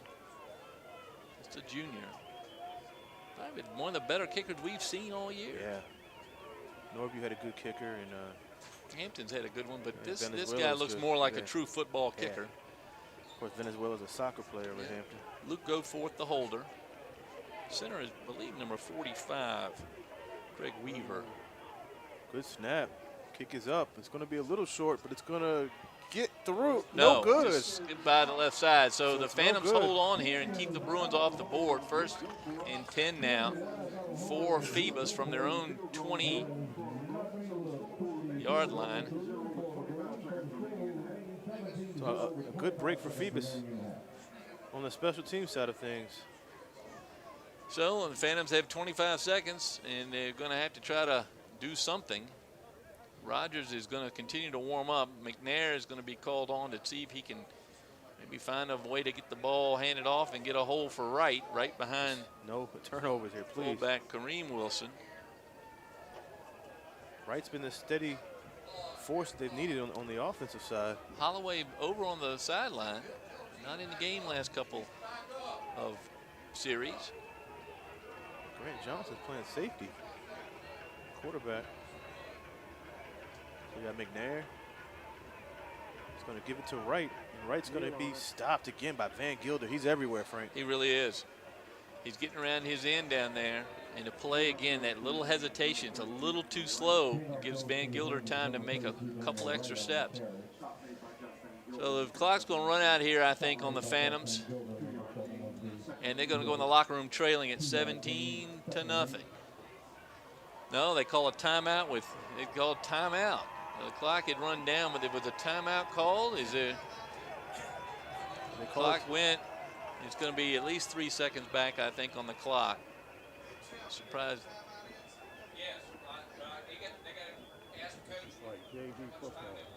So it looks like the timeout was granted. 4 is what he says, 4 seconds. So the officials working well with their clock keeper up here. That was a late call. 4 is what he says. And let's see if we got the right guess here. Tim Ewing is working the box here. He did this for years. And they've been up at Todd Stadium in Newport News working. We're a little closer to home, and the official's very happy with his work here. So they say, let's go. Timeout taken by the Phantoms is counted, and they're going to have one more play in the first half. 17-0 Blacksburg. As Colton Beck, Frank, has been really impressive. He has been the long run. Now, the Phoebus had a lot of mistakes leading to the 10-0 deficit, and in the long run. But the defense has shut him down the last 3 series. That's right. The offense just hasn't been able to get anything going. And you're right, Johnson in at safety. Johnson, big, tall, athletic kid. Got him listed at 6'4". Jordan Shockley, who's had a real good playoff run, the other safety. So this time, McNair's going to be in the shotgun. See how far he can throw it. He's going to throw it. Let's just see He's how going to far try he to can throw it. He's going to throw it to Jackson. It's going to be good to Jackson. Jackson makes the catch. But it's going to run out of time. Oh, now that's a punch by the Johnston, and no flag at all. Not even any discussion about it. Yeah, that's gotta be I am something. really concerned. That's right in front, and he swung his hand in a fist-like manner and got no call. And the coaches are really going to give the officials a hard time, and deservedly so, because that was I don't understand that. But nevertheless, 17-0 Blacksburg in the middle of the state semifinal contest here at Darling Stadium. We're going to take a break. We'll be back with Wayne Gomes in a few minutes. Stick with us. Welcome back to Darling Stadium here on Saturday afternoon, the 3rd of December. We're in the middle of the state semifinal contest in Division 3A. The Phoebus Phantoms trail the Blacksburg Bruins 17-0. Phoebus not doing real well on the field. We've got an old Phoebus Phantom with us today to tell us how to solve the problem. Wayne Gomes, the former Major League Baseball pitcher, the graduate of Old Dominion University, and a great baseball player both at Phoebus and Old Dominion before he hit the major leagues. He's with us. Wayne went off, played baseball after college, and then has returned home to Hampton and has a few business interests here. But Wayne, thank you for being here. Thanks for having me, Frank. No place I'd rather be than a Phoebus high school football game in the fall, a nice crispy 55-degree December day. Oh, it's a great day for football here at Darling. Glad you came, and I'm sure you brought your son. Yes. You probably brought some other fans. Once they know you were here, we should have broadcast that fact. I wouldn't have done that. Well, tell the fans a little bit about what you've been doing since you left baseball. Well, I guess retired in maybe 2000. I kind of losing track now. I came back home and moved to Suffolk, and most recently, my kids and my business interests were always in Hampton, and I've always heard from you every day about you got to move to Hampton. You have to move to Hampton. So finally, it stuck. I sold my home, and now we're back home in Buckrow Beach, about a mile and a half from mom and dad. We're loving every minute of it. Well, I know you opened a baseball academy here back when you first got here, and that's right here in Hampton as well. And correct. That's been a lot of fun, I know. It's been a lot of fun. Not very profitable, but a lot of fun. And I've kind of shift gears a little bit of my business interests. And my wife and I started a mental health practice locally, and we've partnered with the Hampton City Schools, and it's gone great. The relationship's been great, and business is good, and everybody's happy. So the advice to move to Hampton's been a good one. Good The advice. advice to move to Hampton, I knew it was always a good one, but selling my other house in Suffolk, Hampton is, I call it God's country. I feel very comfortable here. I love seeing familiar faces. I love the support I get from community leaders, and doors have always been open for me here. And I can't see myself being anyplace else. Well, tell the fans a little bit about what you're seeing out of the Phantoms today. Well, it's been some big plays, since I've been here. Phoebus has been hanging right with them. I think I saw some signs of us moving the ball here a little bit, and I think the second half is going to bring something a little bit different. I think this defense has figured it out, and I'm excited. I'm going to stick around, and I think we have just as good a shot as they do winning. I don't feel like they're better than us. I just think they had some big plays, and we need to make some adjustments and move forward. I'll tell you what I did see. At the end of the half, I saw the quarterback for the other team was playing defense, did something right at the end of the half that I always learned, hey, you don't want to wake up a sleeping dog. Yeah. And Phoebus looked a little asleep. And if there's anything that gave the chance, if I was a coach, I would harp on that last play.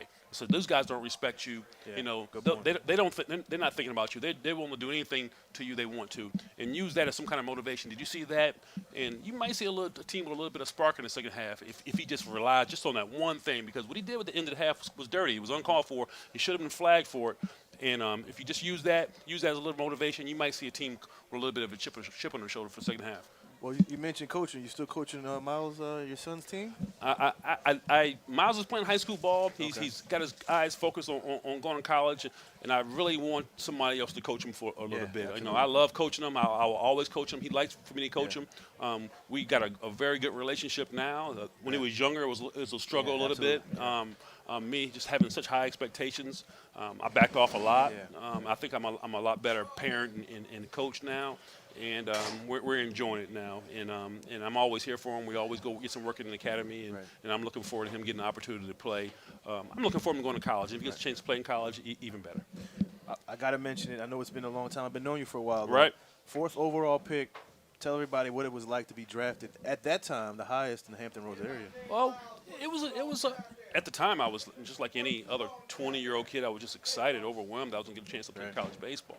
Professional baseball. After coming out of college and having a pretty successful college career. But when I got involved, it was a business, And unfortunately, I think for a lot of people playing professional baseball, they don't understand how much of a business it is. And you're young, and you don't understand, and sometimes you don't really figure it out until you're done. Right. And I don't think I understood how much of just a business it was until I was out of it. But I don't hold any grudges. I don't miss it a day. I love what I'm doing. I love being around my family. I love being in the community. I get asked every day, do you miss it? Do you want to be back? And people just don't want to believe that. Right. I'm like, no, that chapter's over. Yeah, it's over. That chapter's over, and I look forward. I don't look back because when I was involved in it, I gave it every ounce of what I had in me every single day, and I gave it my best. And it was over. All right, what's next? Right. Let's go be the best at that. Let's go run the best baseball academy, or let's run the best mental health practice. And that's how my focus is. Will I fail? Well, there's a good chance I will. Do you think sports has helped you in your business aspect? Oh yeah, I do. It makes me extremely competitive, and that's what drives me. I think that's what drove me to make it to the major league, just the competitiveness, because I'm not that great of an athlete. I think I just worked a lot harder than the next person. Right.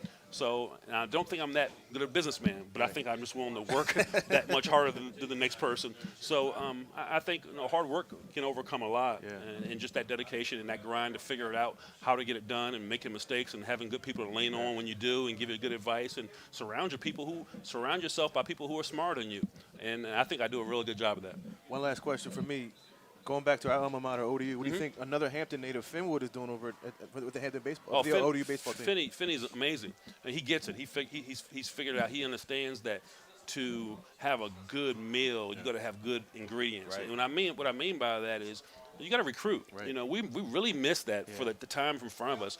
And what people don't realize, the assistants at Old Dominion before he got here was a revolving door. They were here 1 year, gone next, here one, and making peanuts. And there's a reason why they were leaving, because the money wasn't there. I mean, they weren't making any money. They were always looking for the next job. Well, the coaches Finney has, they're making some money. There's some continuity. There's some stability there, and they can create something where the kids are staying there a couple of years. You can go out there and recruit. They feel comfortable. The coaches feel comfortable, and that's why the program's turned around. And now we're in a strong conference, and things are going in the right direction. He gets it. He understands, and I like being able to call him, and I like going to the games, because there was a time there. Couldn't go. I was like, man, I don't want to be out here. But he's a crab bird. Phoebus and Hampton can get along, huh? Next question. Next question. Well, I have a lot of crabber friends. Like this, you got one right next to you. That's been so long ago. You're like a soft shell crab. Oh boy, that'll be the line. Snow on the crab or a horseshoe crab or something. Well, we got to have our crab cake here. We're coming to our time of year to go down here to the surf. That's and right. get That's crab right. cake. Extra broccoli. Yeah, there we go. Yeah, that's what we tell our Extra wives. broccoli. At least got to go have our broccoli. That's right. We go have the broccoli. So 17-0 deficit. Wayne, what do you think Phoebus needs to do in the second half? Hey, show that fight. Yeah. Show that fight that the Phantoms I know they have, and I tell you, this school has a spirit about it. Right. I remember when I was here and we would be losing by 50 points, and a band would be going, and it was just a fight that we'd never give up. Right. And every games I've ever been to, I've never been disappointed. Now, I went to a game in Todd Stadium about a month ago, and I was like, this isn't the Phoebus team. Exactly. I've known they were fumbling the ball, and it was a pile of mess. But that's the only time, And I don't see that today. I see the team is prepared. There's been some big plays, and if our coach can make some halftime adjustments, I think we're not outmanned. Right. There's been times I've gone to games where you look at the other team and you look at their team and say, this is going to be a mess. And I can tell you one time, and I was surprised. We played that team for 3 years ago when they had that big Stonebridge. No, what's the Good Counsel and who else? DeMatha. DeMatha. Oh, DeMatha. We played DeMatha over at Virginia Beach. Exactly. And I went to that game. And I looked at the DeMatha team, and I looked at the Phoebus team. DeMatha had 4 linemen that were 300 pounds. Yeah. I thought my eyes would deceive me, so I had to get a program. Yeah. I said, am I seeing what I'm seeing? Yeah. Because if my child was on that field, I was saying, come here, son. Let's go home. This isn't going to be a good day for us. And Phoebus lost that game by 6 points. Right. And they had so much heart. And I don't see anything different. Yeah. This team has heart. This community has heart. And I expect, I don't know if we're going to win or not, but I expect them to go up there and provide a little more than they did in the first half. I don't doubt it. Great. Well, very good. Right. Wayne, thanks for joining us this afternoon. We're about ready to get going. They're a little late out of the locker room, but we're going to be going here. Thanks. Wayne Gomes. Wayne Gomes, the man, the myth, the legend. And I'm sure, Wayne, you're willing to talk to any of our young athletes that are looking at college and then pro game as well. So anytime. See Wayne Gomes down at the Virginia Baseball Academy. The most humble athlete in the 757. Thanks a lot. All right, folks, we're going to go back to the field now. We've got the Bruins here on the field. Finally, they were a little late out of their locker room. The Phantoms eager to get going, as Mr. Gomes mentioned. They probably took a little of that last play with them. And I'm going to see if Blunt needs Mr. Gomes to come on staff. Yeah, a little inspirational speaking there. But they are ready to go. Phantoms will get the ball first. They'll defend, I believe, the goal line to the east. And try to get on the board. It's 17-0 now. Blacksburg at halftime. Don't have stats other than 17-0, and Colton Beck has been everything that he was promised to be. Mr. Beck, the 6'1", 180-pound junior with at least 100 yards in rushing, although I'm going to say 2 in the last 3 series. 2, maybe 3 yards net in the last 3 series, as the Phantom stuck him a couple of times. And he was slowed on one time getting up. Grant Johnson has led his team very well for Blacksburg today. Very stoic in the backfield, very poised, and seems to be, he's just a sophomore. How do you like to have a quarterback that size at that age? Yeah, we talked about how poised he looked as a sophomore. 6'4" in height. Looks like he's taller than that, but he's really stepped in and had a great game. That one pass to Terry on that slant pattern was a very good play. And Terry's his main guy. He's looking for Terry. A couple overthrows, but his poise and his awareness has been very impressive. Well, the Phantoms now play. They always play for November and December football, and they play for the fourth quarter. They're going to play right now. They're going to play hard to get this third quarter underway in a positive direction for the Phantoms. Pope and Jackson back for the kick. The kicker, of course, Camden Wise. And the Phantoms have to watch Wise. So this is going to be a huge drive, Frank. Third quarter, going to go back to, this is going to go to Pope at the 10. Pope drops it, picks it up around the 8. Blacksburg is all on it, and a great tackle in the backfield. Yeah, number 51, that time, Donald Norris with the tackle, the one-arm tackle of Pope. So the Phantoms just can't have anything go clean yet. Let's see if they can get this drive going. I saw Coach Blunt talking to his quarterback, Isaiah McNair, and giving him the confidence. So McNair's going to go back. McNair's going in. And Isaiah, I know, has had to have to think about it. He knows there's some openings out there, and he knows what he's got to do. He's got Holloway and Fleming behind him. You know, let's start with Daniel Wright on the sidelines. Let's see what the Phantoms can do here. 1st and 10 from their 19. Goes to Fleming. Fleming has a big hole. Good run by Fleming. This is what we talked about, Frank, in the early third quarter. Oh, these stiff arms a player. Good play by Fleming. First play from scrimmage in the third quarter. Jordan Shockley got the hand to the forehead and knocked down, and Fleming gets enough. When did they get spotted where the face mask was? Then he threw it back another half yard. I'm surprised. But the Phantoms, they've got 49 yards to go to get on the board here. They trail at 17-0. We're underway here in the third quarter, the state semifinal from Hampton, Virginia. Glad you're with us. So what we talked about, Frank, starting off early in the third quarter, how they were going to react to that 17-point deficit. Looks like so far so good. McNair back to Fleming. Another big hole, jumps up over a player. Still on his feet. He breaks away from it.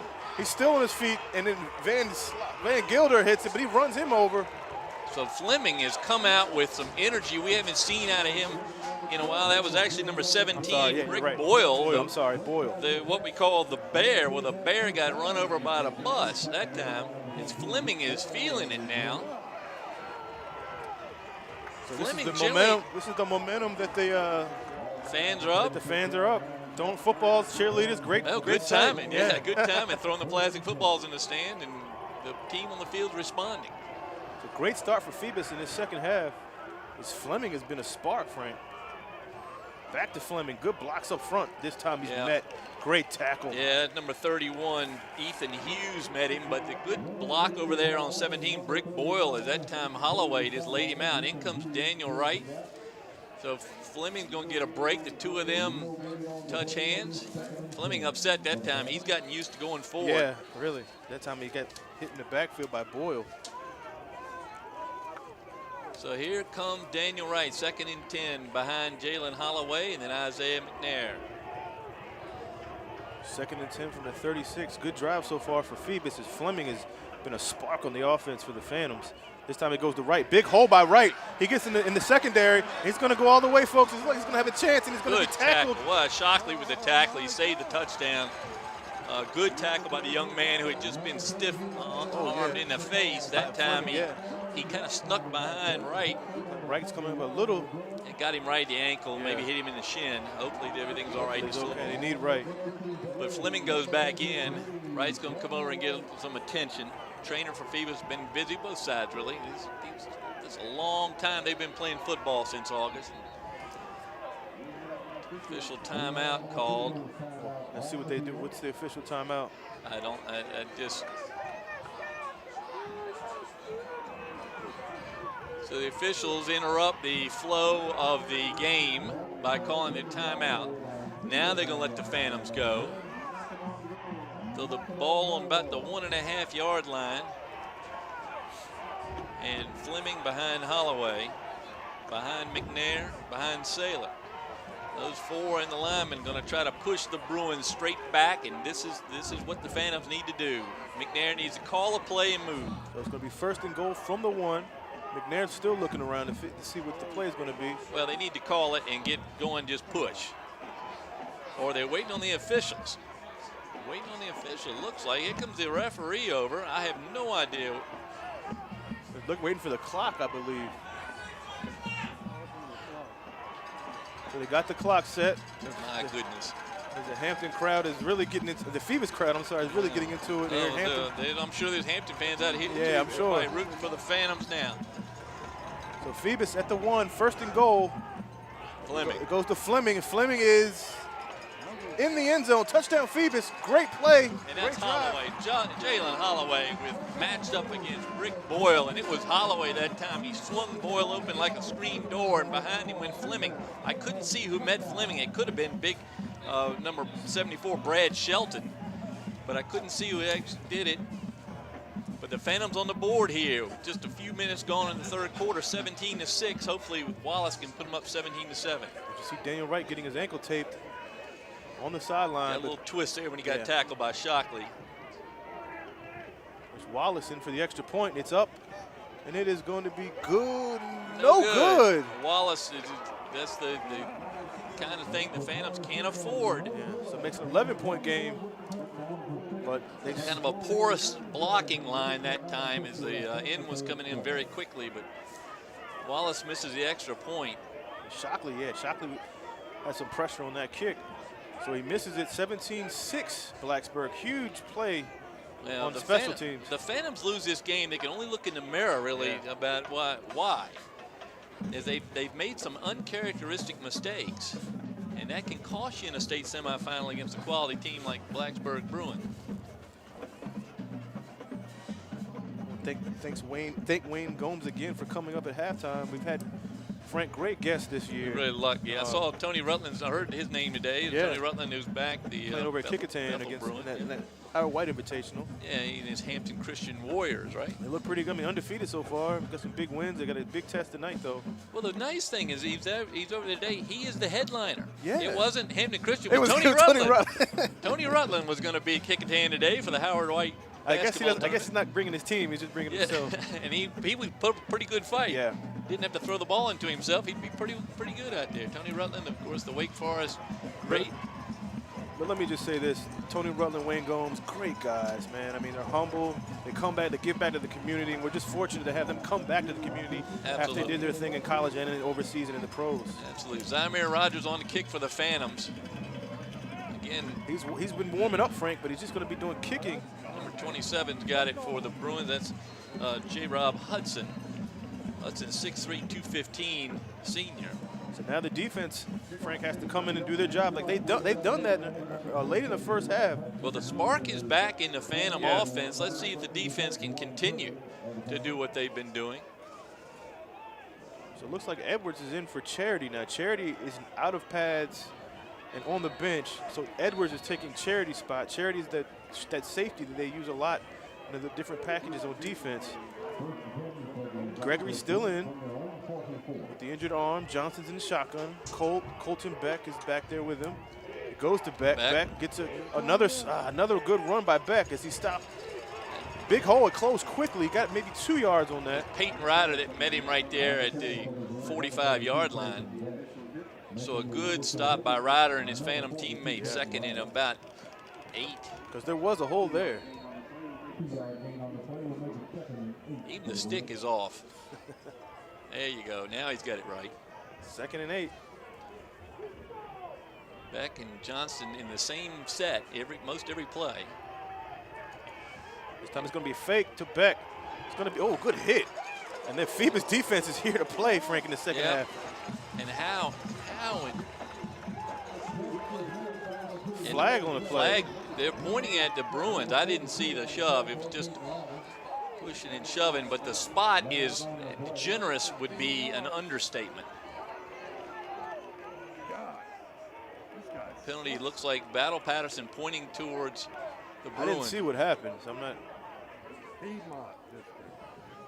So I don't know. Dead ball foul, so it's after the tackle, personal foul against the Bruins. So they pick up. Now they've got 3 penalties for 25 yards by my calculation, my unscientific note-taking over here. So that's going to cost them 15 yards. Defense is amped up, and The catch made, that was Will Justice yeah, that made Justice, the catch. But great. by escape, he gets hit hard the first time, and then he escapes a little bit backwards and gets hit twice more.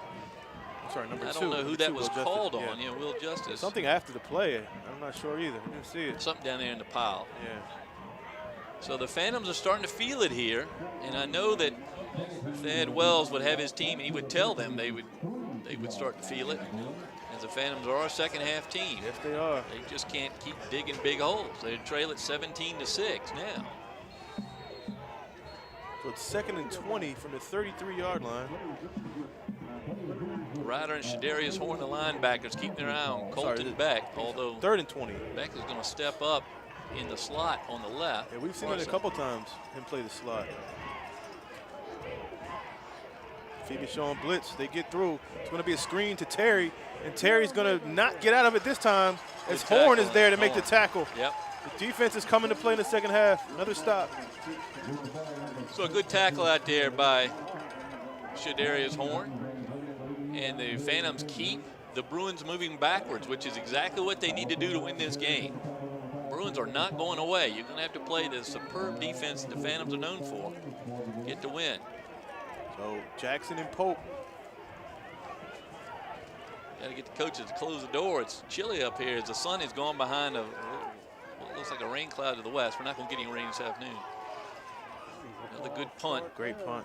It's going to be Jackson's going to drop it. He's going to have to pick it up. He does pick it up, but Blacksburg's special teams is all over it. Jackson, I think, underappreciates his opponent today. Yeah, that's happened before. And he's going to have to get back on these kicks, but that time he's able to hang on to it, but the Phantoms get the ball. It looks to be right short of their own 15-yard line. No, they do get a foot up, so they're just over the 15 at the 16. So here comes the Phantom offense that showed life here in their first possession here in the second half. Let's see what they can do here in the second one. Fleming goes in behind Jalen Holloway, the fullback. Not starting in great field position. Daniel Wright still being taped on the sideline. The larger of the two tailbacks. Fleming, he was the spark. He was. That last drive. So they got Holloway, fullback, Fleming, flag, or not a flag, but an official. Shelton right over top of the center. Sailor. Officials time. 375 pound, and one of the officials seemed to have a question, but they're straight. Fleming goes outside. He has some more room on the outside. Fleming has been a definite spark, and he levels Shockley again. And a great play by Daquan Fleming. He's been the spark, Frank. Well, the block was Jalen Holloway. That opened the door on the sideline. What a block by him, because the defensive ends for the Bruins have been terrific. And that has gotten the crowd really into the game. Great play by Fleming. Shockley's going to come out. Yeah, he's coming out. He got flattened. Yeah, he did. He's and coming in out comes of the game. Johnston, the quarterback. So you risk when you put your sophomore quarterback in a position where the first guy I think he got hit right up in the face. May have caught him in the chin. Because hopefully he's okay. If that's Johnston on that play, then you knock your quarterback right. out. Good point. So the Phantoms up to the 41. 1st and 10 from the 41. Third quarter. Holloway gets even closer. Yep. Back to Fleming. They see something in Fleming. Oh, it fumbles the ball. Fleming fumbles it.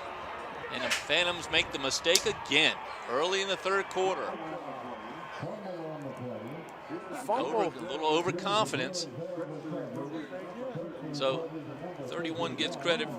Ethan Hughes picks up the ball for the Bruins. Now the defense has got to continue to do what they've been doing against an offense that was averaging, 300 or 400 yards a game in the playoffs. Huge defensive play by Blacksburg. I'm not sure who got the hit. Let's say he turned him around and popped the ball out of it while he was standing.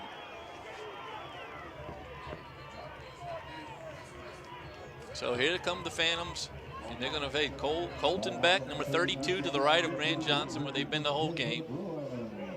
Phoebus is going to try to show Hand blitz. to Goes back to Beck. Oh, and the he defense slipped just missed the tackle. Then he goes outside.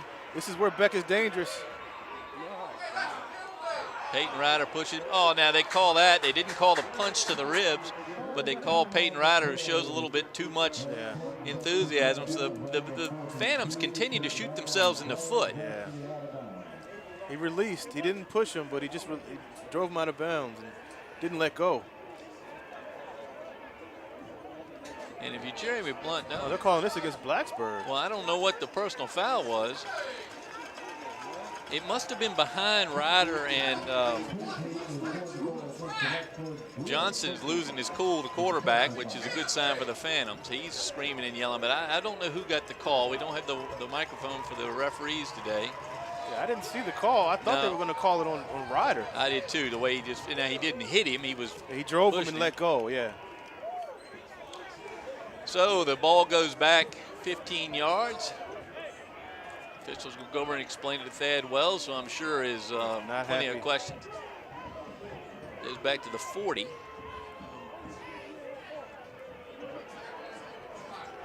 So that's a huge play by the Phoebus defense. So the down counts. It has to count because of the dead ball foul. So it's 2nd down and 10 after the 15-yard penalty. No, that's right. No, they made the first down. So it's 1st and 10, but it's at the 40. 40, yeah. They just all right, here we go. So again, the same lineup. Johnson, who's shown a lot of emotion, the quarterback. Johnson shotgun. Johnson is looking at the Phantoms. They seem to be chomping at the bit to get across the line. They want to come across the line. Let's see, we got Clemson in a B and a Green Bay sideways. Like Oklahoma logo, too. And it's going to be a pass. Fakes the back. It's going to go. Jackson is back there, and it's going to be incomplete. Good defense out there. The ball overthrown slightly. Johnson got a good arm that time. Tries to lob it over the defender. And Coffey was the intended receiver on that one. Number 88 for the Phantoms, Andrew McKenzie is playing well now. I mean, we've called his number a couple times already. He and Purdy have really held their own up there. Along with Tate. And then Keyshawn Battle Patterson. Yeah. So the 4 of them have really held their own. All right, 2nd and 10. From the 40, Johnson shotgun. This time he goes to Beck. Beck has Behind another H-back. hole. That time the hole was created by his H-back. Yeah. That's that's actually number 27 in at H-back, J-Rob Hudson, who really led the way in the blocking there. Picked up 4 yards. It just feels like every time Beck gets it, he has an opportunity to break one. Well, he is. He's like a wound spring. He is. So huge 3rd down here. 3rd and 6 ranked from the 36. Well, Phoebus, huge 3rd down. Johnston, shotgun. Fakes to Beck. He's going to throw it again. He has Terry wide open. Terry makes the catch, and he is going to get almost in the end zone. He's going to be around the 1-yard line. Gregory can't tackle anybody with the arm. Yeah. It's just he's really not doing much for his Phantom I'm team. not sure why he was open. The coverage was blown coverage. No, and Gregory had already come over. It was this other safety.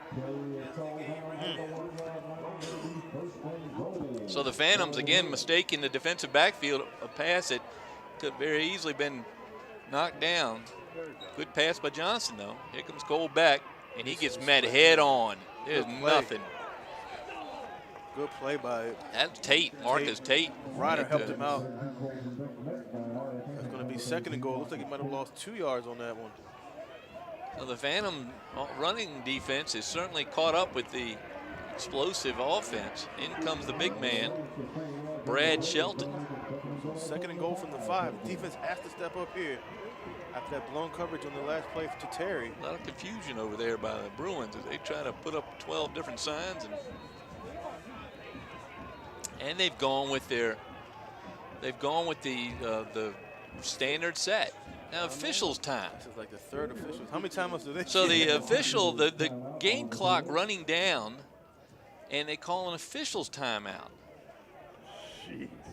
According to the coaches, we heard the hand moving over there, showing it down in the last 5 seconds, and yet are they going to finally give? All right, well, at least they charged them a timeout. So a timeout taken by the Blacksburg Bruins. They have a 2nd and goal from the 5. Wow.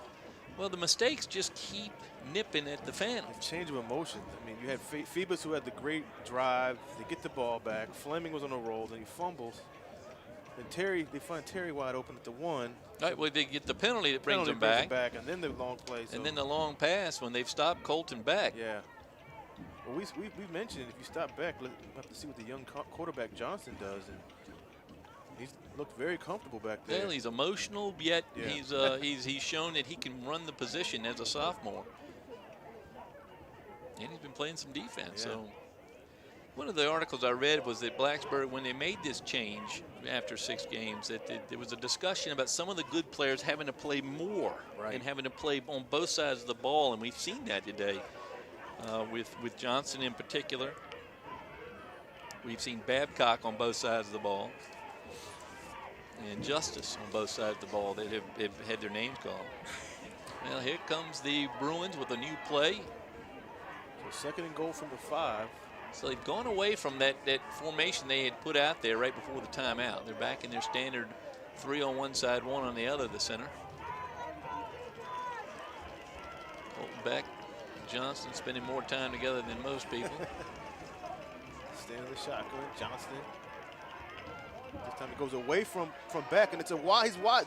2 receivers are wide open, Frank, and he underthrow the ball. And I'm not sure either one knew it was to them. That was number 27, J. Rob Hudson, who had the best chance of catching it. Coffey was also in the end zone. Yeah, I'm not sure who that was intended for. It went right between them. So 3rd down now in 5, and this would be a huge stop for the Phantoms if they can get it here. Because if you can stop them here, Blacksburg will be foolish not to kick it again. They have a 17-6 lead. So huge 3rd down, 3rd and goal from the 5. 5:39 left in the 3rd quarter. Another whistle.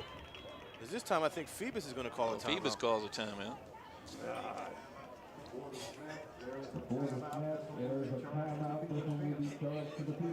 So a little chess match here going on, Frank, in the 3rd quarter. 17-6 Blacksburg. Well, the state of football, high school football in Virginia is a good one. 2 young coaches out here with good young programs. Very impressive performance by both teams today. We've had some sloppy play from the Phantoms, but yet they show their mettle on the first drive, and they've shown it defensively. Just keep putting themselves in a hole, and it's just hard. Sometimes it's hard to dig out. And they're going to run out of time. Yeah, I mean, you're playing against 2 opponents in this point, the clock and the other team. So, they have to, it's asking a lot for the defense to step up every second. Well, they're going to need a turnover, maybe a pick 6, something like that. It would just break it a little bit. They need this cycle broken. Thought that first drive would do it. The fumble snuffed it out. But the defense goes back out. It's a huge 3rd down. Obviously, Blacksburg has a great special teams unit with a great kicker in Camden Wise. So no harm, no foul here for them. If they don't get this conversion, they just kick a field goal. But because right now they're within range of a field goal and a touchdown with a 2-point conversion. That's right. So That's right. This would be a big play. Johnston, shotgun, going away from Beck. He's going to go back to throw.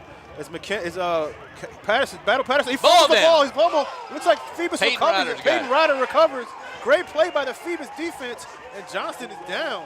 Johnson tried to train it right on top of Johnson. He got hit right in the back. He is down. He is down and hurt. And the trainer for Phoebus, she's been there all season long, and gladly right on top of him to see. He got, I think, maybe sitting right in the back. I'm going to say the lower back is where he got stuck. He stayed on his feet, maybe one step too long. And nothing there. And the Phantoms hit him again. Clean hit. Very clean. Poor young man. He's up. He's okay. But he is slowed. It caught him, I think, right in the back. Right, maybe the lower rib back there. So he's sore, but he's up. Good to see the young man making his way across. But what a play by the defense. I mean, that was just what you needed.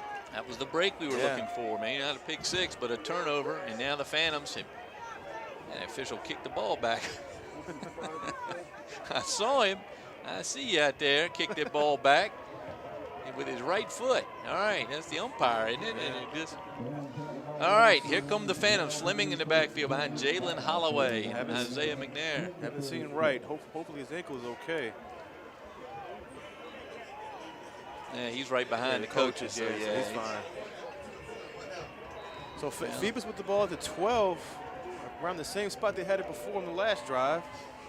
McNair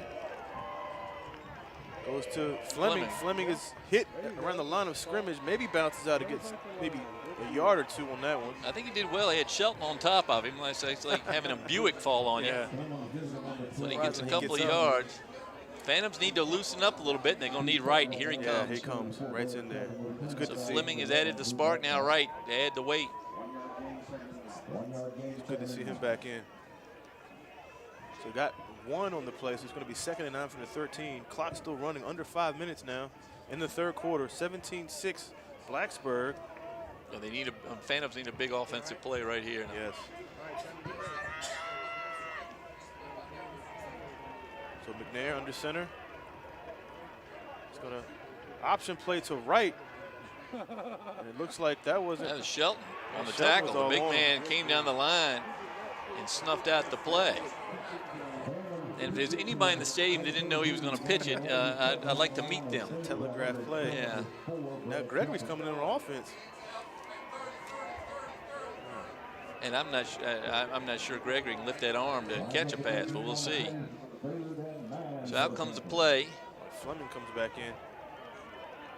So no room there for Wright. So Fleming in on a passing down. Well, Gregory makes his first appearance on offense. Of course, he's got the speed. I know he can beat his man, but the problem is, can he catch the it? Ball? Yeah. So McNair's in the shotgun. Oh, it's a flag on the play. And too much time, I think. Yeah.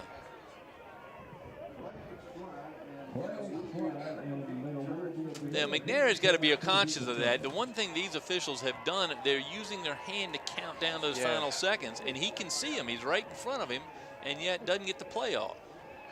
So a 5-yard mistake's a big one for the Phantoms. Now it's 3rd and about 14. 3rd and 14 from the 13, right. So it's McNair in the shotgun. Gregory's near side. Gregory's just going to be man-to-man. This is how far can you throw it, and then see if he can catch it. He's going to go up to throw it, and it's going to be missed time. It's going to be picked off. Picked off by Wise, the kicker. I don't know. It's a bad Gregory pass. wasn't even set, and it looks like Wise, he's going to get close to the touchdown, and he's going to score. Touchdown, Blacksburg. So Wise scores on the interception. A horrible pass. Horrible pass by the Phantoms, and they have put themselves in a deficit I'm not sure they can recover this from. It's going to be tough to come back from. Jackson has crashed on the track over there, and he's hurt himself. The pass was nowhere near the receiver. Oh, man, this is... Young man down on the field for the Bruins. He's moving everything, so that's Jackson, good. yeah, you're right. Jackson's coming off holding his shoulder. So McNair just is not, he cannot throw that pass and find his receiver. So the Bruin player is still down. That's not Perkins, is it? 75. Young man played a good game. We can't see his number. The staff out with him. You know, just on that last play, Frank, Gregory, it's like they weren't even on the same page. Gregory stopped, McNair threw it deep, and Wise just read it. It was all on. Yeah, Gregory broke twice, too. He went one way, went the other.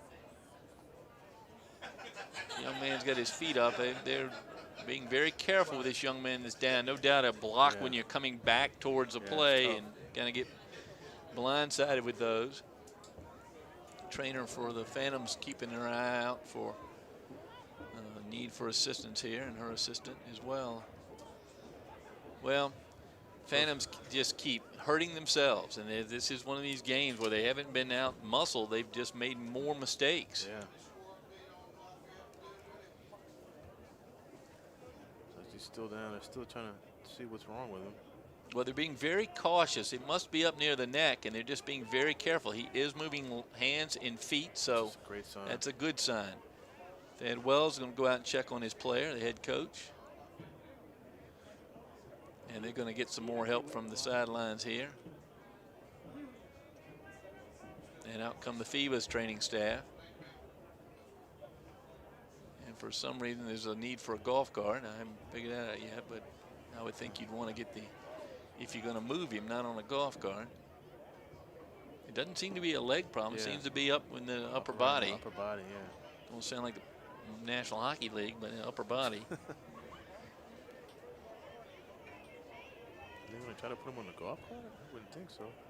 Well, they're calling for the ambulance now. Phantoms trail at 23-6. Both teams take knees. Can't see the number, and I'm glad this is not live today, at least being broadcast live, so we don't frighten some parent back in Blacksburg. We don't want to be sure we get the right number. But the young man is still down. Just have to worry if you're going to be really cautious. If it is a neck or head injury. Oh yeah, be very, very cautious on this. So we're waiting. Can't see. Usually there's an ambulance parked right there, and I don't see one today.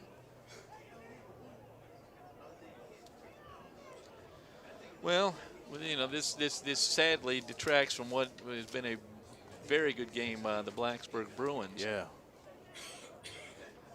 And I know all the Bruins have nothing but the thoughts about their teammate at the moment. Fans very concerned too of both sides. Oh, he's up. He's up. That's great. A real good sign. And scary. And Orndorff, I believe, is who Jim said it. Chase Orndorff, 6 foot, 215-pound junior, number 35. I thought it was 75. It's 35. Yeah, it's 30, Orndorff. Yeah. So Orndorff gets on the card. He's going to get a ride. No, he's going to give him a ride. They should give him a ride. He certainly earned one. No, he's going to walk it off.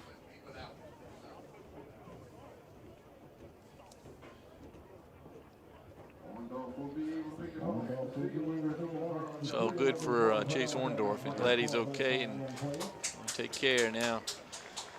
Here comes the kicker, who has now scored a touchdown. Camden Wise. Camden Wise has scored a touchdown. Now he's going to kick his own extra point. Now the hold of Luke Goforth. So with 3:31 to go, the Phantoms at risk of being down 18 points with this extra point.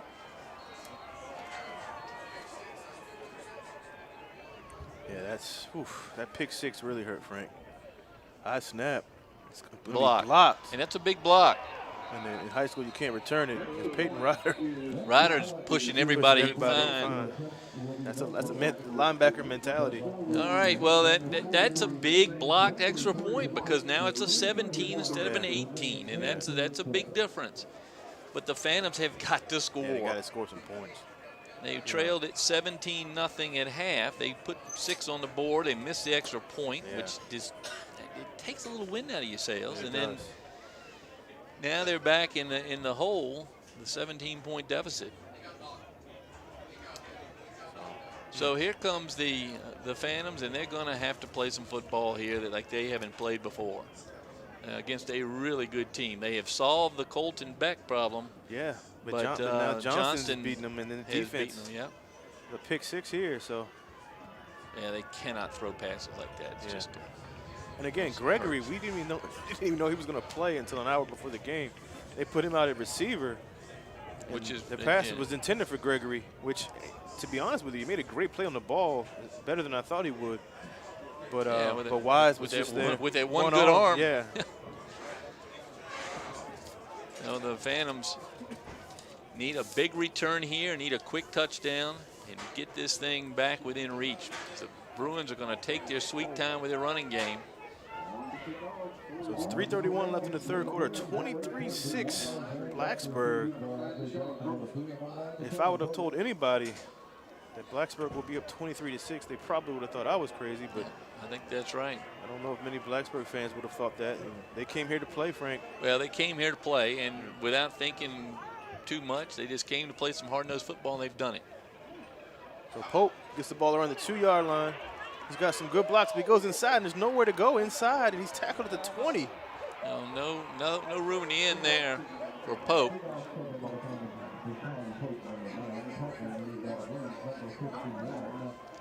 All right, well, it's up to the Phantoms. Isaiah McNair is going to have to get his team moving forward. And the young man's going to go in.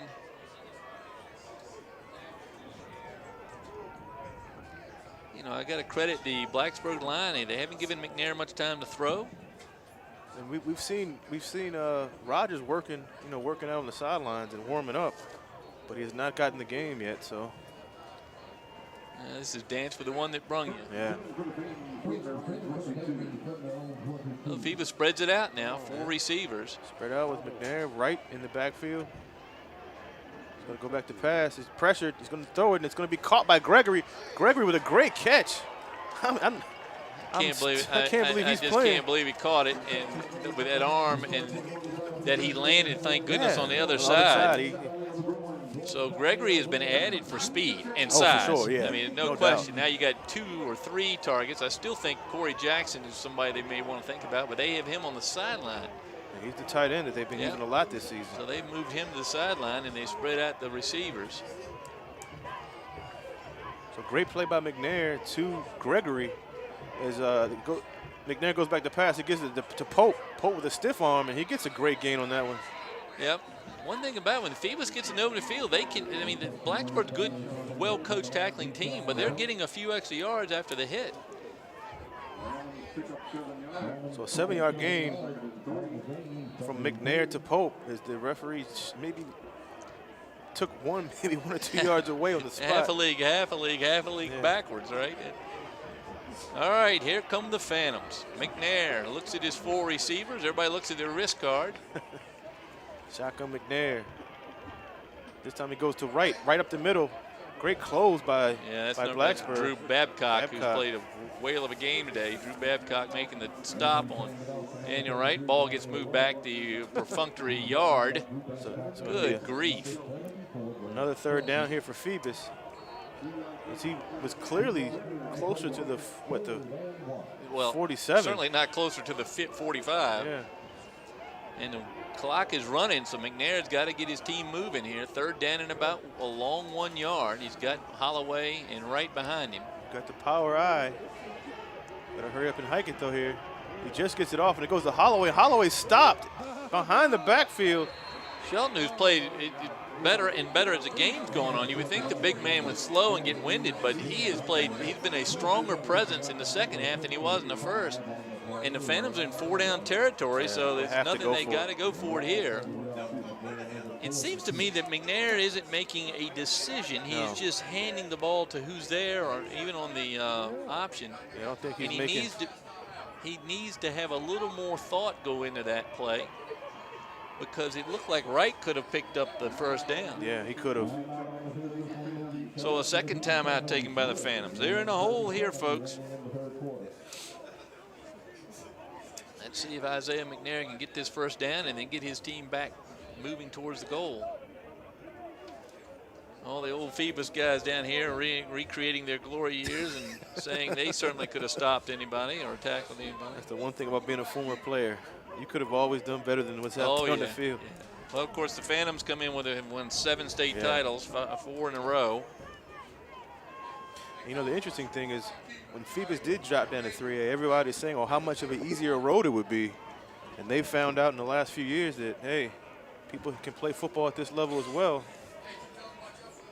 Well, the Phantoms, in a different year, haven't found, in those 4 straight, they had 4 different quarterbacks/fullback, tailback. Many of them went on to Division I football. Absolutely, they were good. Yeah. If they only had one a year. Unknown guy they had down there at Clemson for a while. Yeah, that guy named Taj Boyd. Yeah. So McNair's going to be in the shotgun. It looks like Phoebus might have jumped. So it's going to be a false start on Phoebus. So Phoebus, again, just taking a sledgehammer to their own toe. So now it's 4th and about 7. They pick up apparently a 5.5-yard penalty. Puts them back behind their own 40. So 4th and 7 from the 40. All the plays are huge, but this is definitely huge. This could actually this is the ball game right here. Could be the ball game if they get nothing out of this 4th down. Shotgun. McNair goes to roll. He's going to roll, and he's going to throw the ball. And I don't know what he was trying to get out of that one. As he had pressure, and he throws it away. Looks like he tried to. I don't know who he was looking at. I think Jackson might have been his intended receiver. Well, he rolled into the defense. Could have gone straight back and had plenty of time. Rolls into the defense. They've been strong on that side of the defense. And now the Bruins take over at the 40-yard line. They've been in a war here, but they're winning the war 23-6 with minute 42 to go in the third. And the Phantoms need not only stops, but turnovers now. Like you said, they've stopped the Colton Beck. Colton Beck has done nothing since he got hit in the third to last possession for the Bruins in the first half. But Johnston has played well at quarterback. His receivers have done well after the catches. Yeah, Terry's been a great target for him. Of course, the only score was the interception return. That's Beck. He fakes out Ryder, but gets bent over in two. Bryant, that's a great hit. McKenzie at the bottom, right? Yeah. And Purdy on top. The two of them have played extremely well. So second and about 7 for the Bruins. Same plays for Blacksburg. I mean, Phoebus has just been able to neutralize Beck. If they move forward, somebody's going to spot how to stop Colton Beck from this defense.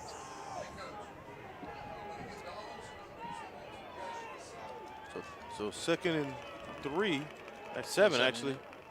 Johnson back to pass, and he has a completion close to a first down. And Deshaun Pope a little late to the ball game there. He saw the break made and didn't go with his receiver. The only receiver on that side was number 88. It's Coffee. It's Thomas Coffee. So first down, Blacksburg.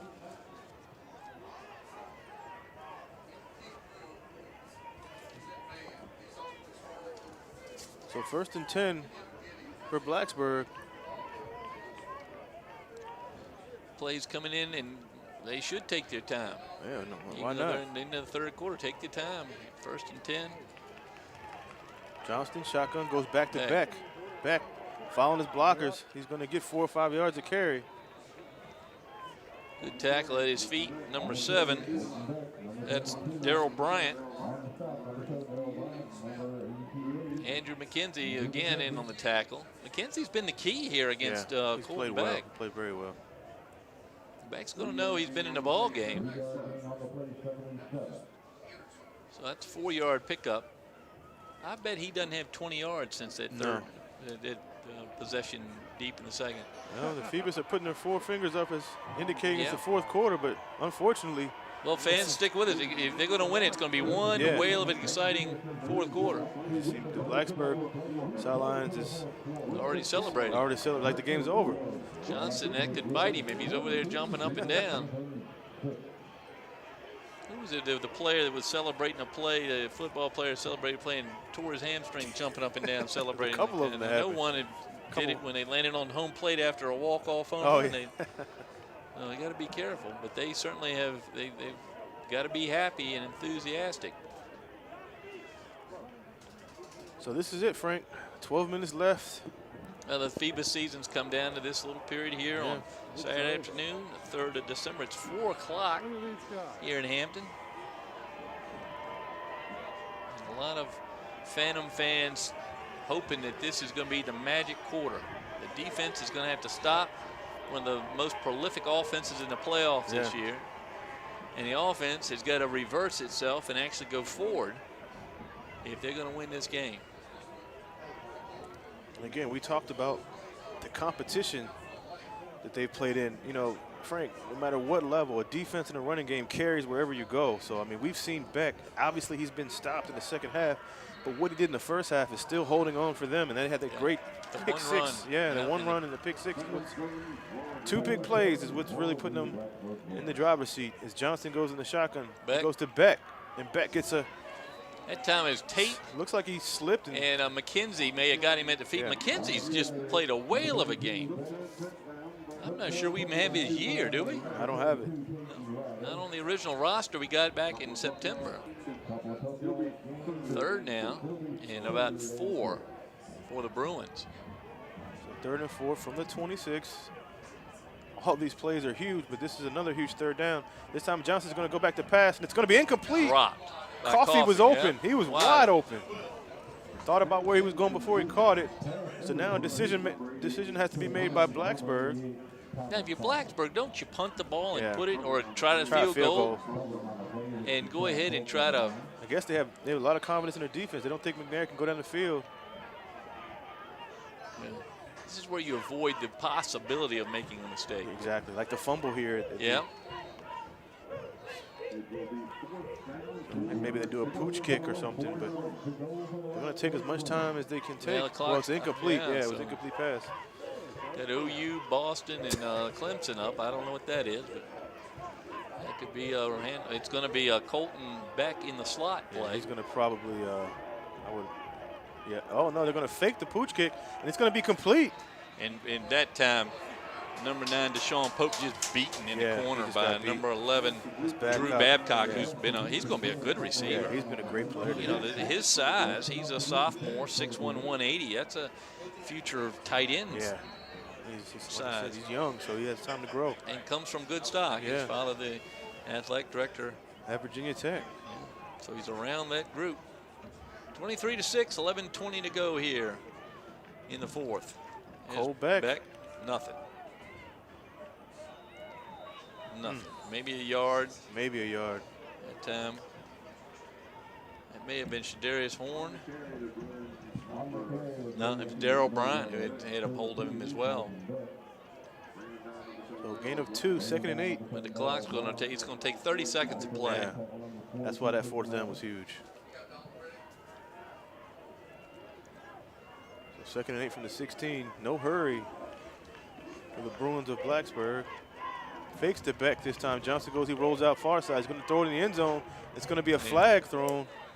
Flag right at the line of scrimmage. So is it a hold or a receiver down the field? See number 70? Yeah. I think that's what the play was. 70 had slipped all the way down, yeah. Big number 70, Matt Elliott, the center. Got to come in that offensive line. Elliott, Anderson, Perkins, Roberson, and Smith. Great off. They played great today. But I am really impressed with this Shelton. Brad Shelton, 6'3", 365. And that's probably before he stopped and had something to eat on the way home today. But he has played extremely well in the second half. And there's a young man, if he shapes that up, and we talked about it a little before the game, if he shapes that up, that young man, definitely it's got to be intriguing prospect. He's a senior. Yeah. But, you know, that's what junior colleges are for, right? Absolutely, yeah. Lose your weight, get disciplined. Right. I mean, he loses 65 pounds. He looked like Charles Atlas and still be 300 pounds. 2nd and 14. Beck gets away from one tackle, but not. That was 34 for the Phantoms in the backfield. Kareem Wilson got the first hit, and I think that Beck had help with his own teammate bringing him down. But again, not many yards. Hasn't gotten much in the second half. It's been Johnson with his arm. But the clock keeps going, and that's the Phantoms' enemy. Yeah. There's no 20-yard touchdown play. Just eating up the clock. It's going to be 3rd and 11 from the 21. No rush for Blacksburg because they'll probably go for it anyway on 4th down. So this is 3rd and 11. Fakes to Beck. He's going to throw it. It's going to be caught by Babcock. Good push off by Babcock, and he's got the reception. He may be shy of the first down mark. Maybe a yard short. Oh, man, what a play by Babcock. Yeah, you can get away with it. It's a great play. 2 hands on Pope, and or was it Pope or was it Edwards? But they're gonna check it. Let's see. You might be able to see that 2 feet, but. Now let's see what the call is. I think they're a little short. It's going to be, they gave him the first down. So 1st down for Blacksburg. Well, Babcock has been a weapon today. Yeah, he has. So not only the first down, but now the clock will run again.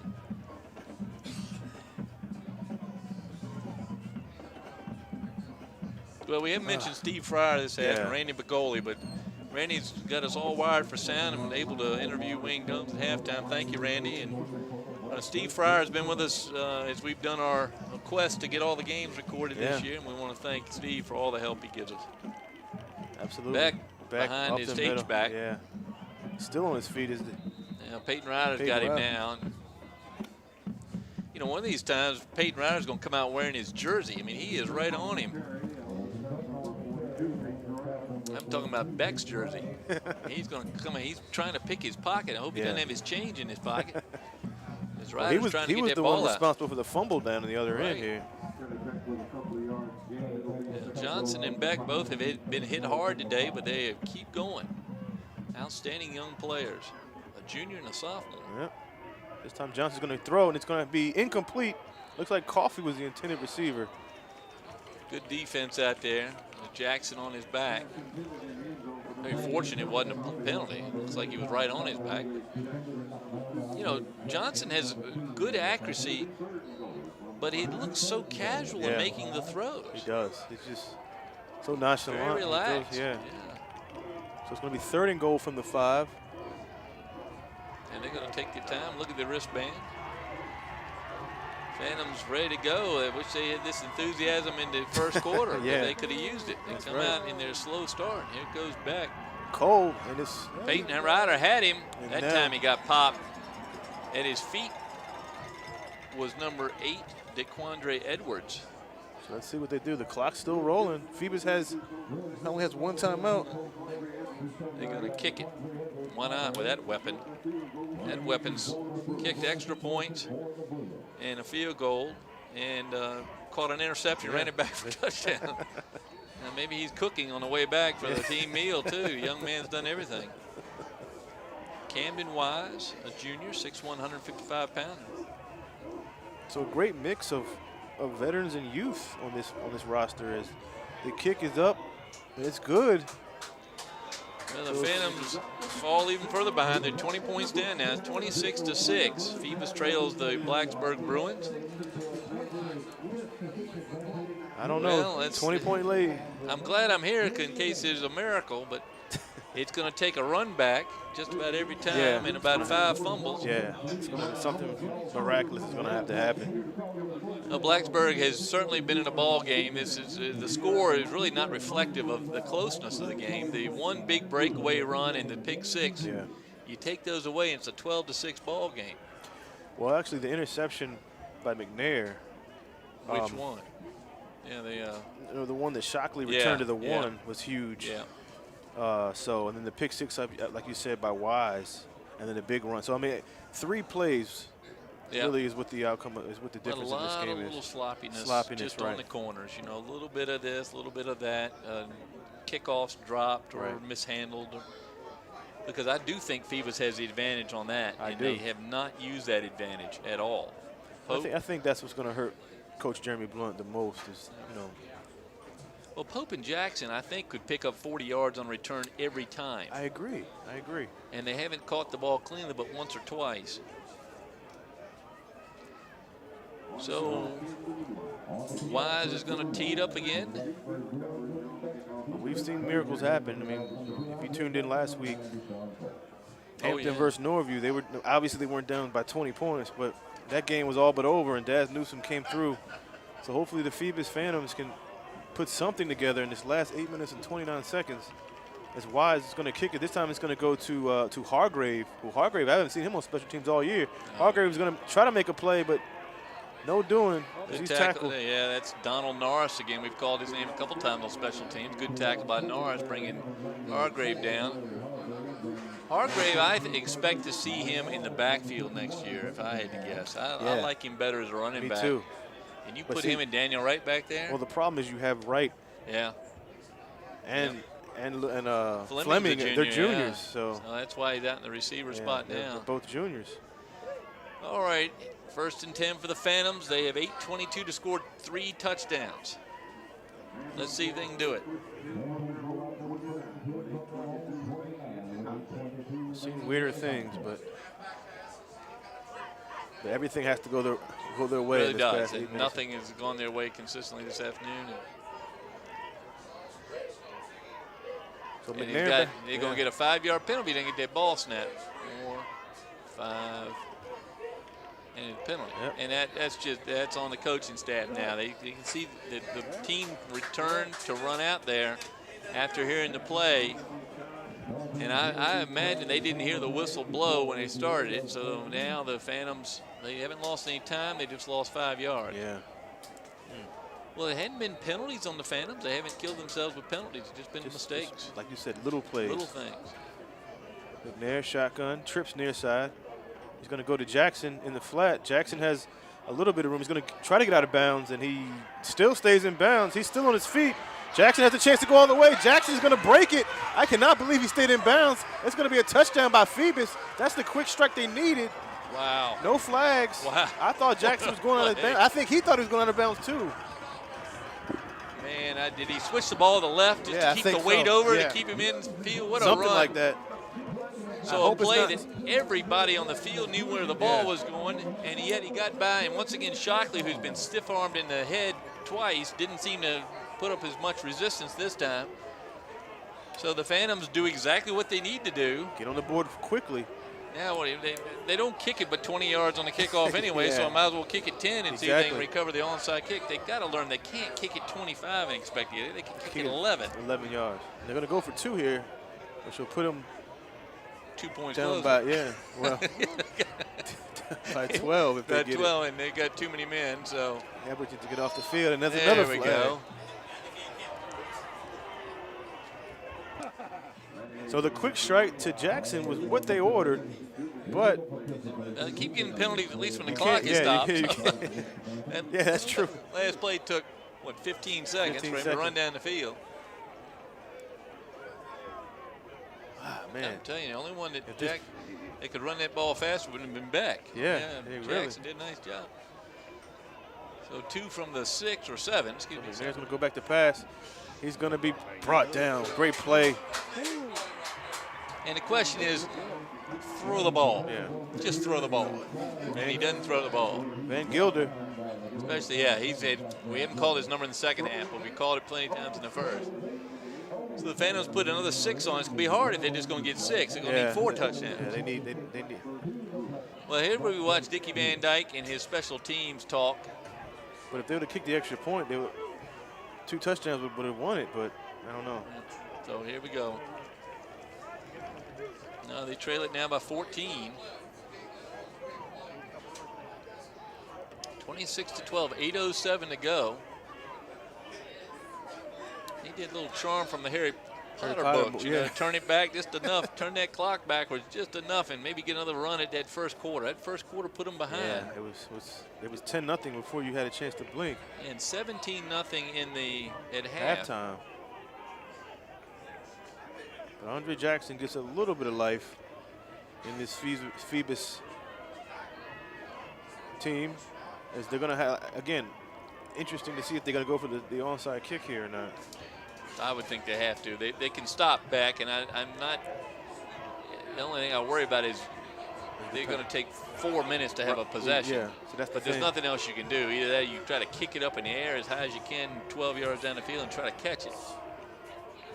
Zamir Rogers, he's going to kick, the backup quarterback.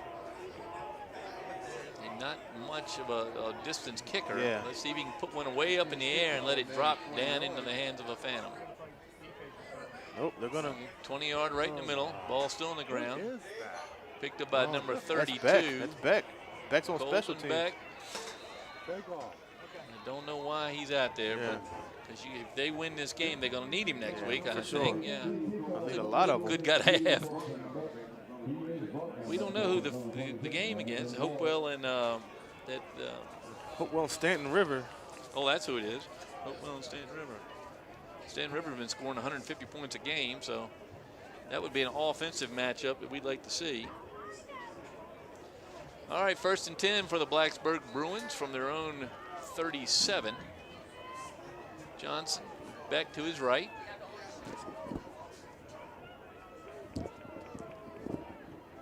Drew Babcock to the near. So Johnson's in the shotgun. Goes to Beck. Beck is not, like you said, Frank, not much running room for Beck. Nothing. Been nothing for Beck since the end of the second quarter, but the other guys have stepped up around him. Of course, there were 2 touchdowns here in the second. No, touchdown, what is it? With 17-0, now 26-12, right? Yeah. So they've given up 9 points here, and 6 of those were the run back. Yeah, the run. 7 there. 6, So I like guess, because they blocked. Chewing up the clock. Phoebus has only had 1 timeout left. Back Go again. back to back. Almost broke.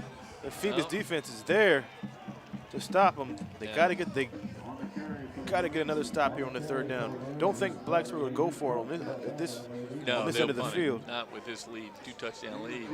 Phantoms, if they can get the stop here, that's 7 minutes left and 2 touchdowns needed. Only 1 timeout though left, Frank. Those 2 early timeouts hurt them in the second half. And again, Blacksburg's going to use as much time as they can. Sure are. Now all the cards go up. They give that run a 3, according to one of the judges on the sideline.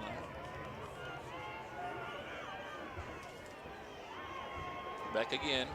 Beck is going to be short. It's going to be 4th down. Stanton River up 56-12 in there against Hopewell. So I guess we know who's on the other side of the bracket. Is that the final? They close to it, I guess. Hard to get good help, isn't it? So we were talking about Stanton River earlier.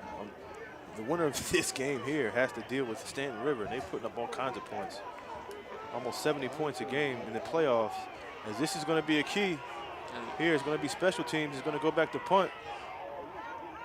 So it's going to be Jackson. He's going to get the punt around the 23. See if he has any room. He's going to go into the same sideline. He bumps into his own guy. They're going to call a block in the back. A late call, block in the back here come back on Purdy. And the coaches are going to have a fit with that. You see Coach Van Dyke. So the ball's going to be moved back. Jackson loves that sideline on the near side. Yep, and he went inside and got around a couple of guys, but the late call on the block.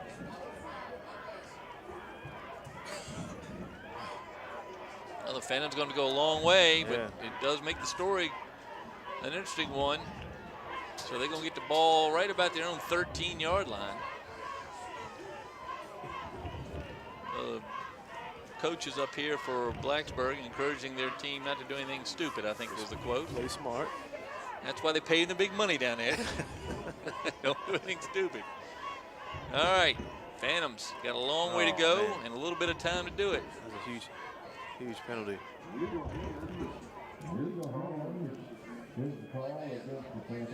So the Phantoms have had several penalties here in this quarter that have hurt them. See, Johnson, a 6'4" quarterback, in its safety for Blacksburg. As you have Hargrave goes in motion far side, McNair in the shotgun. He's going to go back to Jackson. They love this place. They played to score a touchdown before. Jackson this time doesn't get much. He's going to go out of bounds. Does get out of bounds, They blew the whistle a little early. Get out of bounds. He was very early. Close to a 1st down, Frank. As I think they're going to give him the first. Bringing him back. 1st down. That stopped the clock. Yeah, it is 1st down. Okay. He's still bringing it back. I think he just put it back behind the 1st down marker, but they gave him the 1st down. So some kind of fake on that play, and then Jackson goes out. He'll be wide open. 1st and 10. McNair in the shotgun. He's going to go deep. It's going to be intended for Hargrave. Hargrave wasn't even looking at the play. And there's nobody. The throw was. He was well covered. Gregory down the middle was open. Certainly man-to-man out there on number 8, Camden Wise, who's been terrific all game and playing in the corner now. So McNair goes back in the shotgun. He's going to try to get rid of it. He's going to go out of bounds. He's going to lose yardage. Actually going to get maybe a yard. They didn't get a step ahead. I know Jackson and Hargrave and Gregory out for the pass. So it's going to be another huge 3rd down.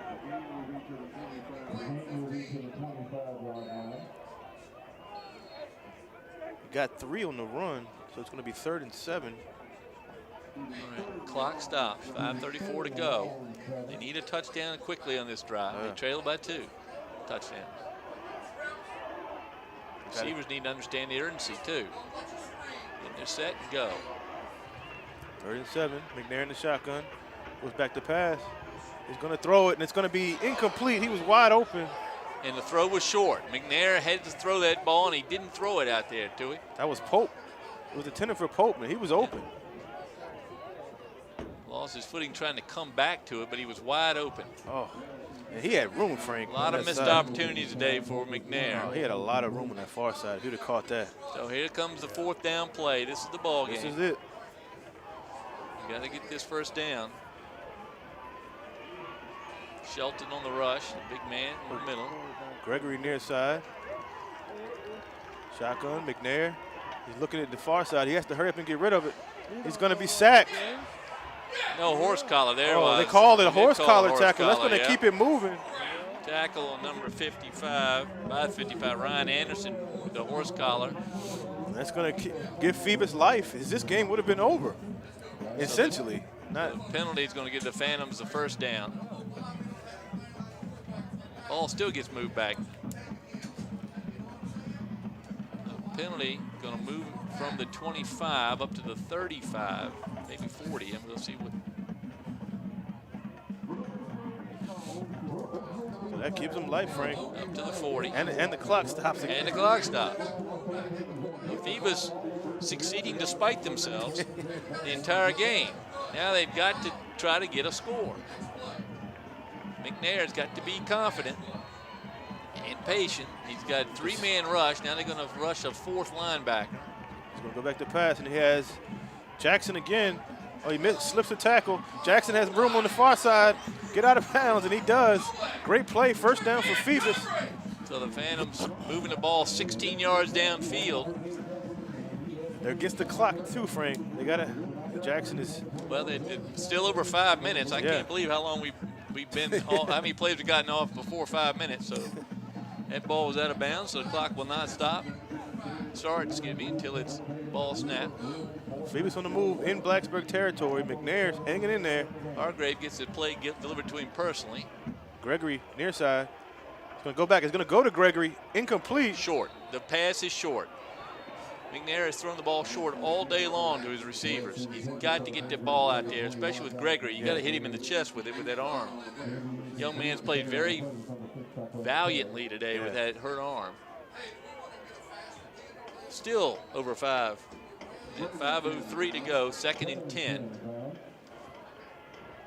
At the 44, McNair in the shotgun.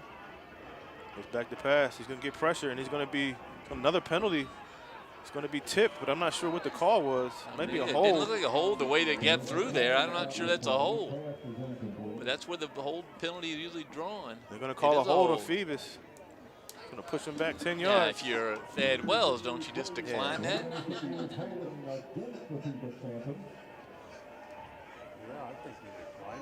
He's anxious to move him back. Yeah, he loves it. Well, that's risky. I think that's risky. So it's 2nd in a long way, but it is 2nd and not 3rd and 10 or 3rd and 12. It would have been 3rd and 10. It's 2nd in about 22. But there's life. The draw play to Fleming. And Fleming, it bounces off a few tackles, maybe 3 or 4 yards on the run. And it's almost like the wrong play called at the wrong time, as it seemed to me. They tried to catch him off guard, but Blacksburg wasn't fooled. Right, and which meant the receivers were wide open. The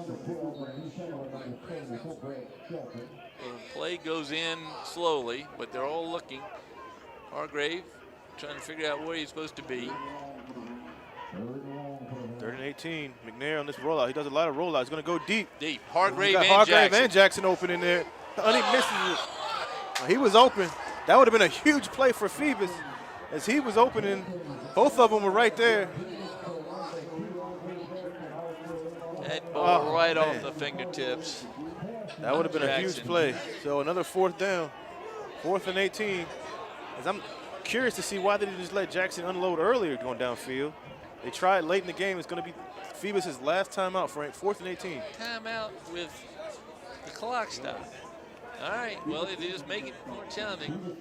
Ball was right there, the best pass of the day. It was a great throw. I'm not sure Jackson got a good fast start on that, and I'm not sure Hargrave is supposed to be there. They were in the same I don't spot. think Hargrave knew the play. I mean, he came over to the sideline, looked at the coach, kind of gave the look like I don't know where he was in the right spot, but Jackson right off of Jackson's fingertips. Yeah, that would have been a huge play. That's the miracle play you needed. That would have been, you're right, huge. With 4 minutes left, their defense could have Could have really put a Oh, stop yeah. on him. No, Yeah. that was the play right there. Yeah, And that was it.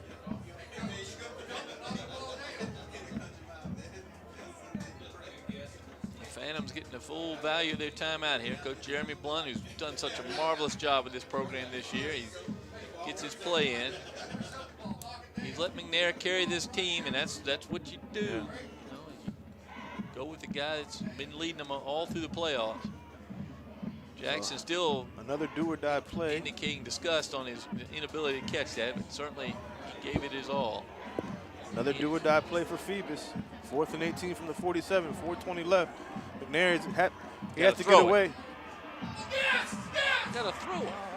It's a fumble in the play, and that doesn't matter. It's going to be Blacksburg ball. Got to throw that away. Throw it up. You got to throw it up, and that's all that was going to be, was a throw down the field. The decision making hadn't been as good as it should be. That's going to do it probably for the ball game. Some of the fans think that. Now, there can be mistakes, and Yeah. if you're, That Jackson play was the key play. yes, it sure was. It would have been the one that would have given them a chance. Defense now literally has to pick the runner up and carry him down the infield. Now, I am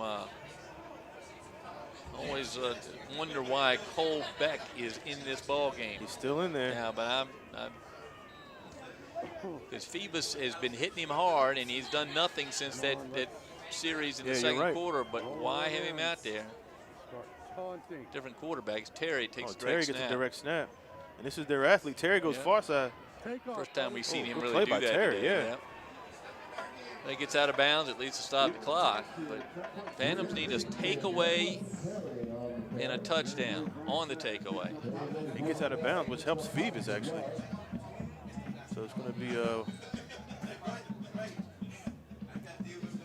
second down. It's going to be maybe 2nd and 2. Yeah. And Terry's going to do the quarterback. Johnston is out.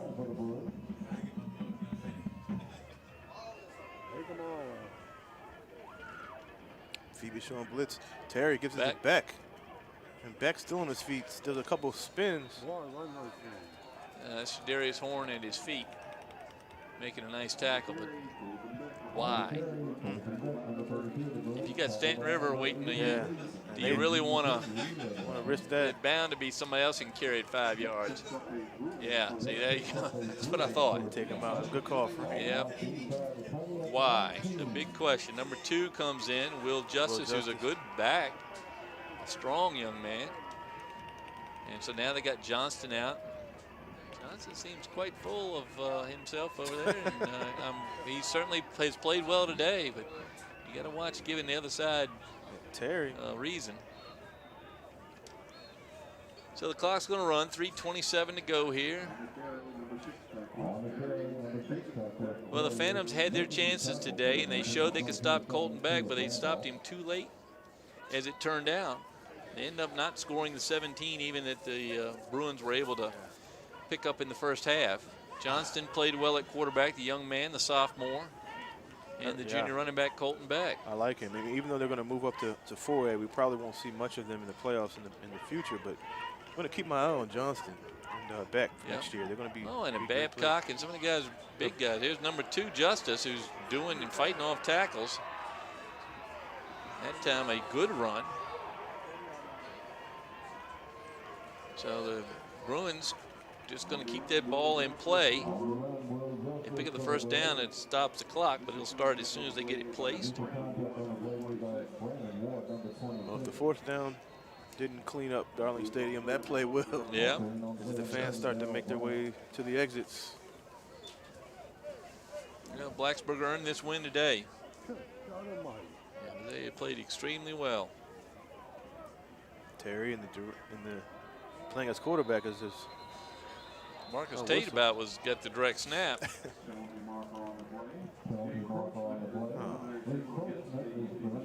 Another flag for Phoebus.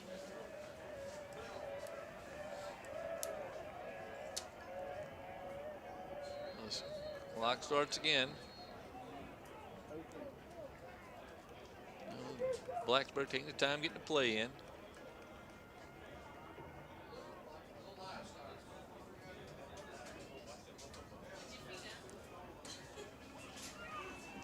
Well, here comes the play. Terry will take the snap. And Terry, good move by Terry. It's like Phoebus tried to jar the ball out. That was Well, 10, 27, Caleb Randolph, the sophomore. Well, the Phantoms going to have some good returning players next year, and they'll be back. They play for this time of year. When they're playing in July and August, they play this time of year and get ready for it. And I think they've certainly had a good run this year. Winning a high school title, as they will tell you, very difficult to do. For sure. You get in the playoffs, you get a team that's hot like Blacksburg. They've really turned it on. This is their 4th straight win on the season. They were 4-5 in the regular playoff. season. 5-5 now. They'll be 9-5 going in that final game. Justice tries it up the middle. Nothing for him there. Well, you're right, Frank. Phoebus will be back in this position for I'm sure. Yep, they will be, and bring back, both running backs come back. You know, well, Fleming and Wright. The state of football on the peninsula, a good one. Woodside, Hampton, Phoebus, and Heritage all progressed at least one level in one game in the playoff. Well, I mean, Woodside, Hampton, and Phoebus all were in the championship games in their respective in the region. Regions. So good talent does leave us, though, Frank. With Das Newsom, Owusu, Keith Grandick, Kickerton. You know, Phoebus is going to lose a few seniors, so all these teams have to reload for next year. Yeah, that's going to, I think, do it in the ball game. Justice can't get anything except crushed, and yet, and the Phantoms frustrated. That's going to do it. That's it. Well, a good year from Phoebus, and a better year for the Blacksburg Bruins as they have won the ball game here, 26-12. Phantom fans disappointed, but the Blacksburg earned this win today. They played very well. Colton Beck showed what he had. Grant Johnston, the quarterback, with another terrific ball game for that young man. He's a good one, 6'4". So that does it. I tell you, it's hard to pick a player of the game for them. Johnston played well, Beck played well, but that kicker who had the interception, I think Camden Wise has got to be his player of the game from us for the Phantoms. Yeah, I mean, Van Gaal, Gilder has been everywhere. Yeah. You can Babcock. I mean, they've had a few players that could get the player of the game, but obviously Jackson played really well for the Phantoms. Yeah. Peyton Ryder, Marcus Tate, Keyshawn Battle Patterson, those guys played well as well. So tough loss for the Phantoms, but a good season. They lose their 3rd game of the year.